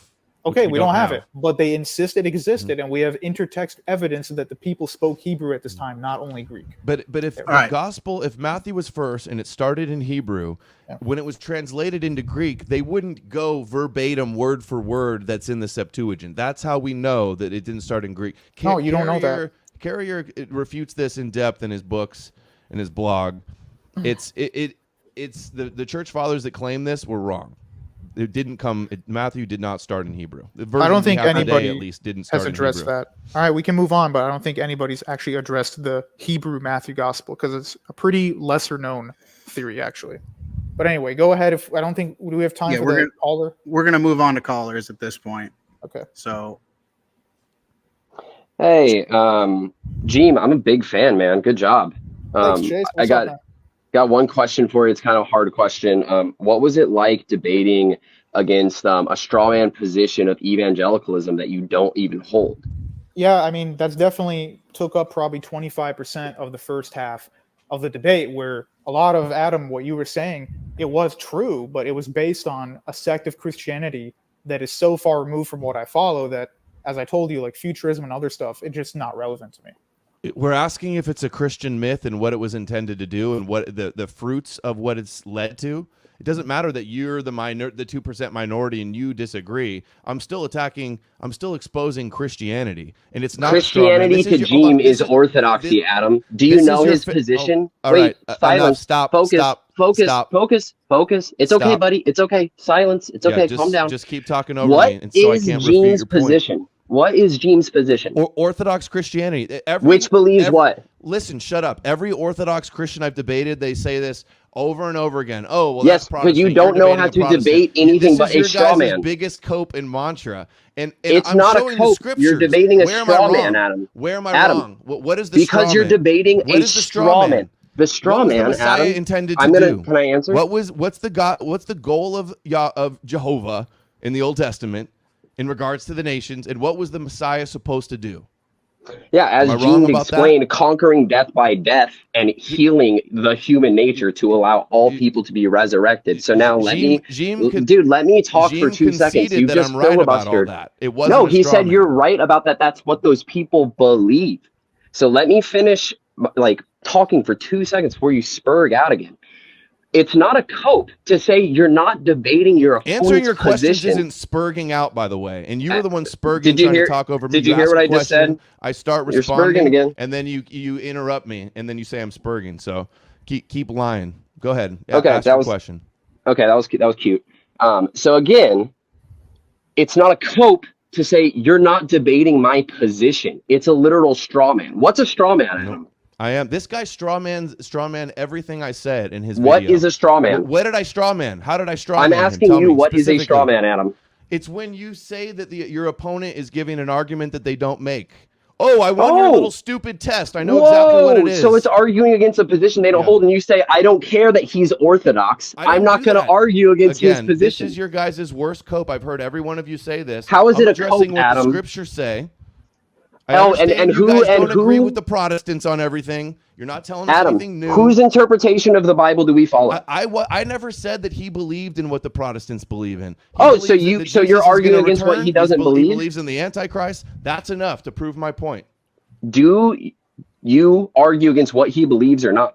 Yes, I do. But you just said you don't care what he believes. You're arguing against another position, so you're admitting your straw man. I can't talk about what mainstream Christianity teaches. I reject mainstream Christianity, though. I reject what is mainstream in this country. That's the problem. I know that. And it's not just me saying. Wait. It's not just me saying I reject it. The state of Christianity it's not just me saying. Okay, you're right. The state of Christianity today is miserable. That doesn't mean that's the original Christianity. So I'm not allowed to criticize it. I'm not allowed to criticize it because I don't. But that's not what I believe in, dude. Yeah, you still haven't even said what the straw man is. What did I straw man? Chase, go ahead, man. Show me the example of where I straw man. His entire position. No, the entire time you're saying I don't believe in that. That's futurism. See, I'm talking. Do you want me to answer? You just asked me, Adam. Adam, you just asked me a question. Can I answer? What did I straw man? Okay, can I answer now, or are you gonna spurg out? Keep repeating that and begging if you can answer when I'm already being quiet. Okay, are you going to interrupt me? Can you just make your point instead of going? So here it is. I'm talking. You sound like such a beta. Just go. Okay, are you done? All right, here we go. See, he keeps I'm talking. Adam, you gotta let. All right, Adam, be quiet. Chase, say what you gotta say. Adam, you gotta stay quiet. Let him say what he's gotta say. Good boy, Adam. Sit. So, shut up. I was saying, I'm not going to be disrespected by callers like this. You want to move to the next caller? We're going to move on. No, I'm not done, Adam. Jeem said numerous times he doesn't believe in futurism. like you kept repeating. No, I He explained specifically his said, position. I reiterated his point and said, you believe that an Antichrist is going to reign and Jesus is going to return. So I did get his position correctly. No, you didn't. Yes, I and again, did. He and I just owned you. So wrong. No, you didn't just own me, Adam. Next, okay. So again, next question, Adam. I have one more question. Next I know you're scared. Lost. I know you're scared. How is any of this scared? bad? You're scared of me. You're scared of me. Do I look scared? You are. You're scared of philosophy in here and speaking to a bunch of dogmatic, cultish ortho bros is something a scared person would do? Don't you have dogma, Adam? You think taking on all Adam, the don't you have religious dogma? establishment everywhere is scared? Adam, do I seem scared debating all you're these just filibustering. You can't even let me talk. Nobody knows who you are. Shut up. Down. Everyone quiet. Next caller. Next. I'm not. You can't even let me talk. You're so scared. I'm gonna go to the bathroom. How can you say anything's bad, Adam? All right, just answer that last one. That's all Jeem tried to do. How can you say it's bad? That's I'm the one asking argument a different you guys question. go to, and it's crap. You don't It's know bad. basic philosophy. Your religion is immoral. Your God's fake and bad, and it's to how is it? What's immoral? You call yourself a sheep bowing down to the God what's of immoral? the nation of priests that was intended on conquering you. Notice he can't answer the question. What makes something immoral, Adam? Because he knows he doesn't know basic philosophy. I already did. I already explained that. What makes something does immoral? not come from your Bible. It's immoral. Where does it come from? And we can know that by reading it and using logic and seeing the effect it has on the right, world. But it would be subjective, though. That's the you realize that logic, the modalities, your understanding of the Bible is subjective too. You decide what it says. But the God who made according to whatever your church fathers say is what it is. No, we have an actual normative authority body on it. And here's the thing, though, Adam. What they debated and agreed on. Your appeal. Can you let me talk for more than 2 seconds?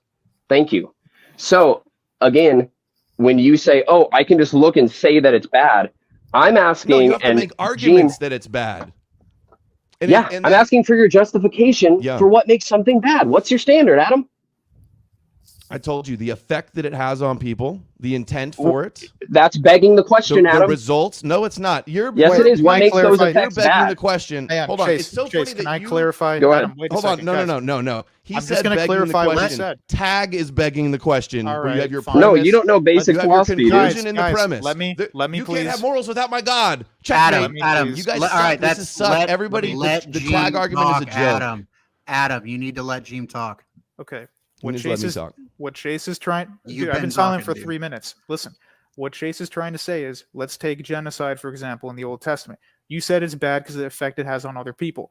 Chase and I would ask, why do we care about what happens to other people? That's pathetic.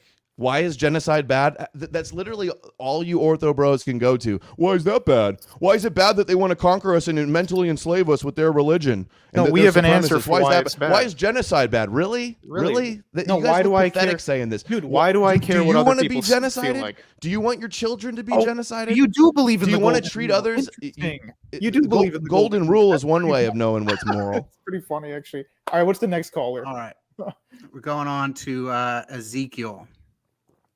Oh, I know this guy. What's up, man? All right. Hey, what's up, guys?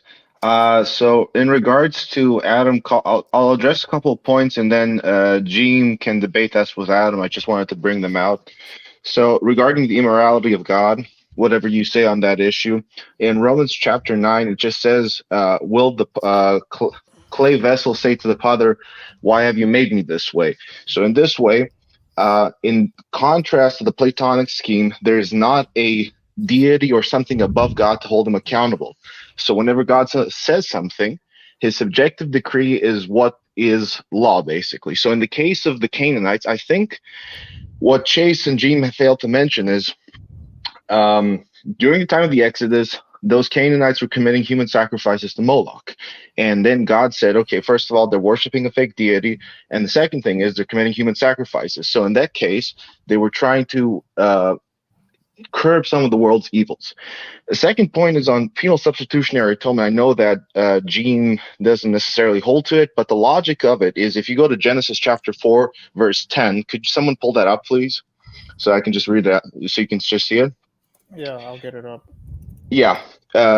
So I'm just going to explain the verse and then you can read it. So basically what that says is when Cain slew Abel, God says in accommodated language, so a language we can understand, is like the blood of Abel cries out to him, and he requires propitiation for sin in that case. So the reason why you have a substitutionary atonement with killing animals while also believing in God that will eliminate your sins is because in this instance, because the life is in the blood, as per the Bible, once blood is spilled, there needs to be an eye for an eye and a tooth for a tooth. That is the standard of the Old Testament, which is given. And one thing I'm going to actually concede to Adam, which no one has so far done, is in Romans chapter 2, verses 12 to 14. There is something that Paul says that everyone glosses over, everyone. And he says that the Gentiles do the parts of the law that are natural to the law, meaning that there is a commonality between pagan morality and Israelite morality. It's just that the Gentiles don't have the finer points of the law, for instance, on how to do ritualistic cleansing or what punishments are adequate for stealing. I'll give you an example. The Bible just says if you steal something, you have to give 5 times back the worth of what you stole. But in the Ottoman lands, for instance, in Ottoman Muslim countries, in the past, you would get your hands cut off, which is, for instance, not found anywhere in the Bible. So there is a commonality. In pagans, they punish theft as does the Bible, but the severity of the punishment is where the philosophers and all of the pagan nations go astray. And one final point I would add, well,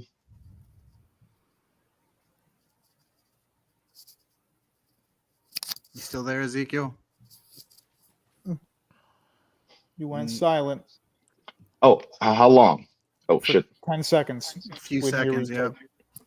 So I'll just give the floor back to Jeem in this case. I brought these points out. So Romans chapter 2 is important because Paul does mention that the Gentiles do the parts of the law that are natural to the law of Moses. That's all. Right. So to clarify what my friend was saying, Adam, he's essentially saying not everything that pagans did is like, oh, we got to remove it. It's all garbage. It's just they don't have the finer points which are clarified in the morality of the Bible. That's it. That's what Paul's talking about. Like the law is written on the heart of man, like knowing basic decency, but you need the finer points because even if we know basic decency, what do we do about someone murdered? What's the punishment for that? Well, we need the finer points of the scripture for that. They had laws against murder before the 10 Commandments. Paul thought he was on a chosen prophetic mission to be the light to the Gentiles, to get the Gentiles to abandon their idols and worship the God of Israel. You agree with that? That's the conspiracy. Even if he had good intentions, he's a product of trying to fulfill the Torah agenda, which is theological conquest on the nations. Okay. Well, we've gone over that like a million times. Guess we should just get to the next call. Sure. How long do we have, Kyle? We've got 3 hours. Over 3 hours. Also, he said like, oh, it's against human sacrifice. Like, Jesus is the new Isaac. It's based on human sacrifice. They flip it back and forth between animal sacrifice and then a perfect sacrifice in heaven of Jesus, but it's still all predicated on the concept of blood atonement, scapegoat, Right. Yom Kippur sacrifices. Yeah, God doesn't say God says there's nothing wrong with that, but that Jesus is the final one. So you can't go sacrificing your neighbor or an animal because Jesus already fulfilled it. So that ends human sacrifice in the world because he's the final one. That's the point of I it. agree with that. It ends it, but it's also still affirming the power of an animal sacrifice and a human sacrifice. All right, let's We're go to moving Nick. on to Nick TBR. Nick, what's your question, man? My question is for Adam. What's up, Jeem? Do you think Christianity is a pacifist religion? Didn't Jeem ask this already earlier? Nick, let's go to a different that can one. be interpreted as pacifist, but it's also it's a conquering religion. Really, it teaches proselytizing. I mean, what the scripture says and what actual Christianity did is very different. And obviously, I'm saying that it spread the Torah around the world and conquered much of the world for the God of Israel. So not completely pacifist. So when Jesus says that he's gonna slaughter the youths that follow Jezebel, he's gonna the town that rejects the Son will reach a fate worse than Sodom and Gomorrah. Is that pacifism? Jesus says he's going to slaughter who? I'm sorry? The youths that follow Jezebel. Is that pacifism? Did he do that, or he needs to come back in the end to do that? And He no, said how he's is that going to pacifism? do it. I already It said doesn't matter. you guys believe what the rabbis believe, that the Messiah is going to come and be a military victorious leader over the world. No, he's going to do it in he's an coming instant. with the sword and the blood. That doesn't sound pacifist to me. No. He's doing it in an instant. He's not going to come lead an army to destroy Rome. The rabbis were completely false and wrong about that, and they've been crying about it for 2,000 years. That was our It says point. he's going to conquer Edom. Yeah, Edom is not Rome. Yeah, you keep doing this. This is They've the word always called it Rome. Then, well, if Edom, you say Edom doesn't exist, so he's gonna come back and conquer somebody that doesn't exist? Who? Where's the exact citation where Jesus says, "I will conquer Edom"? Isaiah 63. Malachi is about the Messiah end times. Edom being Edom destroyed. has already been conquered and destroyed. Not everything in the Bible, Old or New Testament, is like way off in the future. A lot of it's already been fulfilled. There's Zechariah and the 4 kingdoms, the 4 beasts. The final one is Rome. Rome represents Babylon in the Revelation as well. It's all about destroying Rome. That's right, the whole pagan purpose of the Rome. It's not Messiah. about racing white people though. Like they don't care about the ethnicity. I didn't say anything about white people. Okay, I didn't say fine. anything about Just white people. making it clear because some Rome. people who follow you tend in that direction. So I thought I'd clarify it. But yeah, pagan Rome, the empire, was eventually turned into Christian Rome in the Byzantine side. But And who had that goal? collapsed. Who had the goal to get them to worship the God of Israel? Right, but here's the problem. Who the had it? rabbis Just answer did it. not like how Who answered? those people ended up worshiping the God of They Israel. wanted their They Messiah call to conquer Christianity Rome. And what blasphemy, did dude. Christianity do? It conquered Dude, they Rome. say Christianity and who started this movement? You do realize Exclusively rabbinic Jewish movement. Jews. No, you do realize if a rabbinic Jew converts to Buddhism or Islam or Hinduism, they're still called Jews by their community. If they become a Christian, they actually get disbarred. They hate Christianity more than anything in the whole world. No, there's actually lots of Messianic Jews. No, And Messianic for Jews Judaism. are non-Jews. Jews for Jesus. Are majority non-Jews who become Messianic, and some of them who are racial Jews who become Christian, Messianic Jew, they're rejected by the rabbinic Jewish community. They think it's blasphemy to even worship Christ or even venerate him, and in their Talmud they say horrible things about him. Like they absolutely hate him. He's not for them. He's for the Gentiles. Then why couldn't we celebrate him as, hey, this isn't our guy, but he was generally good, like Nebuchadnezzar? They do that. They say that. They don't. They don't. Yeah, they in do. their They say Talmud, Christianity he's saved burning in them. hell. They say he's burning in hell in the Talmud. Yeah, that was written much later. Oh, now you agree with that. I'm the one who was saying the Talmud was not written at that time period. It does say that. All right, let's agree on that. It's not surprising that some ancient rabbi would say something mean about Jesus, considering how the Christians treated him.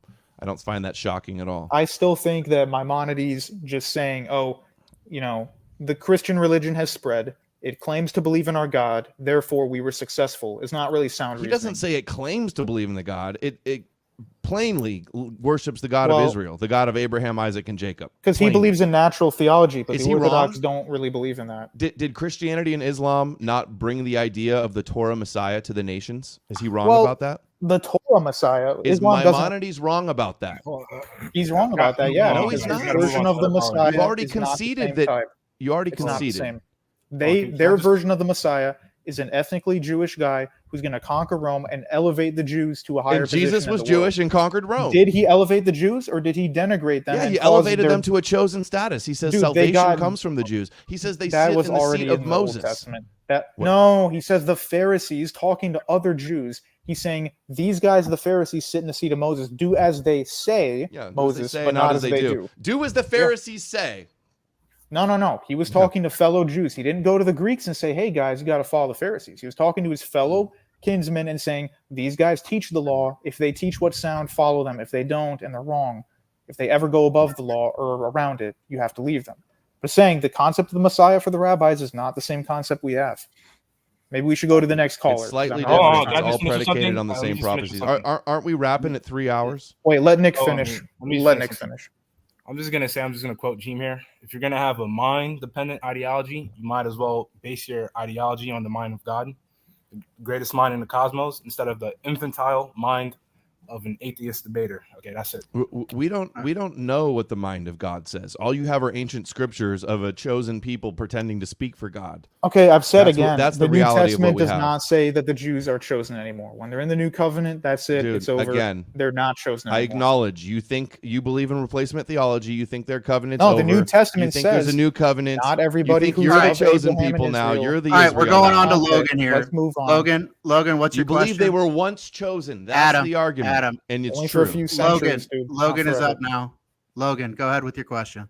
All right, so I wanted to ask real quick, how exactly in your narrative do you explain the fact that what you would still call Judaism at that point? Because from what I can tell, you're trying to say Christianity is a Jewish construction in order to conquer Rome, theologically at least. But yeah, how exactly in your narrative do you account for the fact that there was such a huge divide between what would eventually become Rabbinic Judaism and Christianity, and that they battled and argued so endlessly to the point that they became completely different religions with such completely different beliefs, especially on the Messiah that they were both waiting for? Yeah, it's the dialectic of Esau and Jacob. You're not saying anything that questions any of the theory. One group of ancient Judaists believed somebody was the Messiah. The others didn't. In fact, the creators of Christianity saw from reading the scriptures that this wasn't a religion for the chosen people.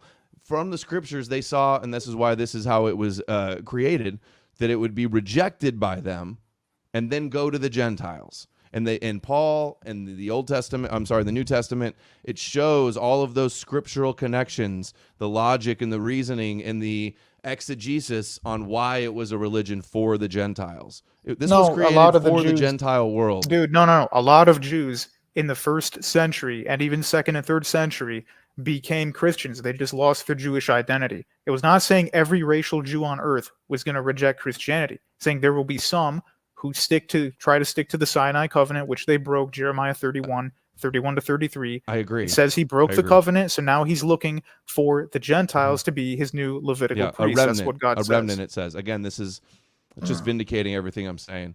I disagree. And if we're going to keep going...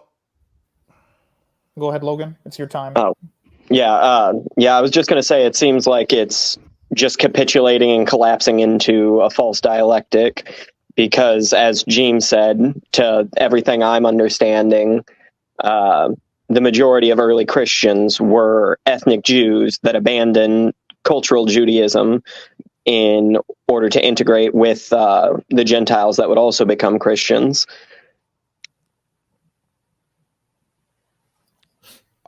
Yes, the Jesus movement was started by Torah observant believers in the prophecies of the Torah. I mean, it's exactly what I say. I'm not sure what point you're trying to make here. I think, based on what Mr. E said, we're at 3 hours 12 minutes. I mean, I'm pretty good. Like, I'm satisfied. If we want to call it here, unless Adam, you want to continue, I'm good. I was going to ask you guys. It's up to you. We got other callers lined up. If you want to keep going, if you want to wrap it up now, that's fine. Understandable. I just feel like we're getting some of the same questions, so a little bit. Know. Yeah. Up to you, I've Adam. been streaming for over 5 hours straight, basically, from my stream earlier to now. And okay, well, we very much appreciate your time and having you here, Adam. Definitely. So, I was going to get into some Romans, Paul quoting Hosea about going to the nations. I will say to those that called not my people, you are my people. Right. And that's in the Talmud, the same verse, Hosea, I think it's 2:23, Hosea 2:23. The Talmud says the same thing. This is about converting the Gentiles. Paul was following the same verse that the Talmud says about converting the nations to believe in the God. Well, let me answer really Israel. quick. The Talmud is total mental gibberish, and they flip-flop and change their minds all over the place. Like in the Talmud, modern Judaism, they say Isaiah 53, the suffering Messiah. You read that one out, or you alluded to it earlier. They all say, yeah, that's not the Messiah. That's just the kingdom of Israel. That's just actually the Jews. Not true. That's not true. Also, right. In Sanhedrin, I think 98b, it says, they do say that they're talking about the name of the Messiah, and they talk about something about right. But the issue is that if you cite Isaiah 53, showing that some of them did see it as messianic. You're not getting what I'm saying. If you ask Jews today anywhere in any synagogue, they will all deny that Isaiah 53 is about the Messiah, even if their own Talmud says the opposite. They don't even agree with their own religion. It's mental illness. They also say Rashi said it is definitely about King Messiah. That's one of their greatest scholars ever. Except now, ask the guys you've had on your channel, like Rabbi, they don't want it to look like Jesus is the Messiah. That's why they say it's about the suffering servant is Israel. Right, but they don't think it's any Messiah. The original Christians read that out of context. They were reading Daniel 7 and 9. They were reading Isaiah 52, 53, and all over Isaiah, all the Psalms, and that was the whole Jesus story can be read out of that. Zechariah, Wisdom of Solomon. You can find the whole Right. Okay. Wait. I foundation don't of the understand. Jesus story. Let from me interrupt connecting you real a quick. few I passages don't in those understand chapters. what's wrong with saying, yeah, the Old Testament predicts that this would happen. Like we This fully is the acknowledge whole that. thing. You're just saying it's a bad thing. I'm glad you mentioned that, because you believe that Jesus fulfilled 300, 400 prophecies of the Old Testament. Again, and I ask you, is it not more likely that they knew all of these prophecies, they had these texts in front of them, and they made us? It's not hard to write a story fulfilling prophecies when you know all the prophecies. It's not hard to write Ghostbusters 2 when you know Ghostbusters 1. That's Yeah, why but it's a they myth. all reject. That's how it was they all constructed. reject that religion, though. Mythological, symbolic fiction, fake Okay. prophecy fulfillment. That's what Are you Paul and aware- the first Christians were doing. That's what the Okay. Gospels are. Are you aware that just because today, or even in the time of Maimonides, Jews softened a little on Christianity and appealed to natural theology, that's not how it was in the ancient day. Before Islam, there was a kingdom in Hold on, Yemen you're that not was addressing fully my Jewish. point at all. You ignored my no, whole point. I will Is it- address it. I'm giving a little Is background. it more info. likely that they made it up or that all these magical things happen? It's very. All right, guys. You can have like one was my more back closing and forth, statement, and my then we little thing right there then is we closing are going to statement. wrap up. All right, Yeah. my final thing, I'll just say, if you suppose that God does not exist and there are no miracles or magical things, then in your view, according to Occam's razor, it would be more likely that they made it up. But in my view, where I accept that God is real, it's not at all unfathomable that the prophecies would actually be prophecies. I mean, Okay, we're just but we basically have arguing stories about of prophecies whether God is fulfilled. real. There's two explanations: a guy actually did all these things, or they made it up. Well, again, one requires you're just magic basically and saying one doesn't. it's not magic. If there's a natural explanation that doesn't 90% require of the magic, miracles are that's what natural, happened. though. They made it up. It's a fiction. But 90% of the miracles, and most atheist scholars today say Jesus Christ was a real human being who existed. They just don't No. think he's the Son of No, God. that's a false consensus that I've been debunking. The biggest that, ones do. The biggest ones do. No, Like Bart Ehrman says he biblical doesn't scholars. exist. He's a joke. He's Ehrman's a not, joke? not credible. Yeah, he went to Moody Bible Institute. He was No, a he Christian left- Zionist into his he adult life. left- He was Dude, he left he Moody was Bible trained Institute. and indoctrinated by Bruce Metzger, who was a conservative pastor.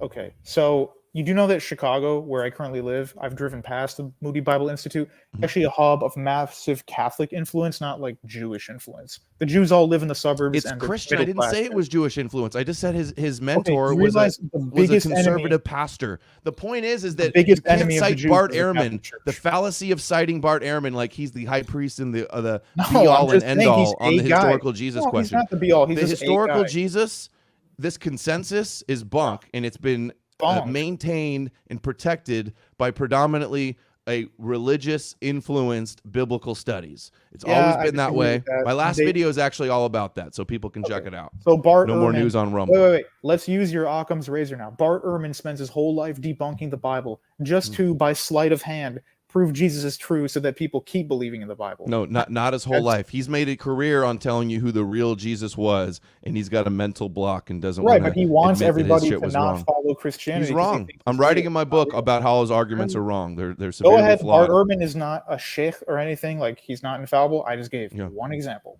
That's all. You have to say that, because if you cite him as credible and he's right, then you realize he says most of Jesus' story is all mythological and agrees with me. No, I don't have to agree with every single thing that Bart Ehrman says. I just quoted one guy who said Jesus was a real human being. Now, Bart Ehrman also says that Paul had a different theology than Christ. Well, I disagree with him. He's not an infallible human being, Bart. Anyway, we're not going to get past the issue of, I think these prophecies are a good thing. You think they're a bad thing / fake.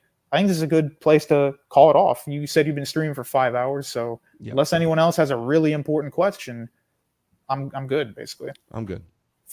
Thank you, Jeem, for being respectful and good back and forth. Good sparring, as they described it. That was good. Yeah, we got kind of aggressive, but that was a good. No, spar. that wasn't aggressive. There was not one name calling. There wasn't even any insults, really. No, I don't do ad hominems. I Thought it mean, was just respectable. viewpoint. It was good. Good fire. And if anybody, I've gone way in depth on all the reasons in Paul that Jesus started as a myth. Just did a video a couple weeks ago, the Jesus myth, my playlist on my Odyssey. I'm sure all of you Ortho Bros are going to go run over there as soon as possible. Should we do like a closing statement, each of us? I already kind of That's what I was just about to say. Regurgitate everything I've been saying the whole time. I'll do one. I will. You guys have kind of had we kind of done the closing statement thing, but if you want to definitely take a minute to shout out your channels, let everybody in the chat know where they can find you. Yeah, okay, so ahead, my do that channel is Jeem Apologetics. I wrote a book on Amazon. just read it. Like it's better than live streams and stuff. I do a lot of video, but I think the book has most of my opinions summed up. I don't conquer archaeology like was mentioned with that Corinth Coper guy, but we do talk about textual criticism and other things in the book. So if you want a more clear understanding of who I am, check my channel, check out my book. And yeah, thanks guys for organizing this debate. Yeah, Go I'm ahead, disappointed that this can't stay up on YouTube, but I understand Crucible Andrew not wanting to lose his big channel he's got here now with all the whatever podcast fame he's been having. Where's it recently. going now? The video? This one. It'll be on our website, the crucible.video. Okay. And Rumble? No, you're going to upload it to Rumble? Because the last debate I did, the guy was so bad, you guys may remember Andrew had to jump on and kick him off, and that didn't get posted, so I was disappointed with that. What was but that? Thank you for setting it up. Thank you for modding. Thank you, Jeem, for being arguing the other side of the debate. And no more news is how you can find me, KNOW, no_more_news on Twitter. And playlist The Jesus Deception on Odyssey at No More News, and streaming on Rumble, No More News.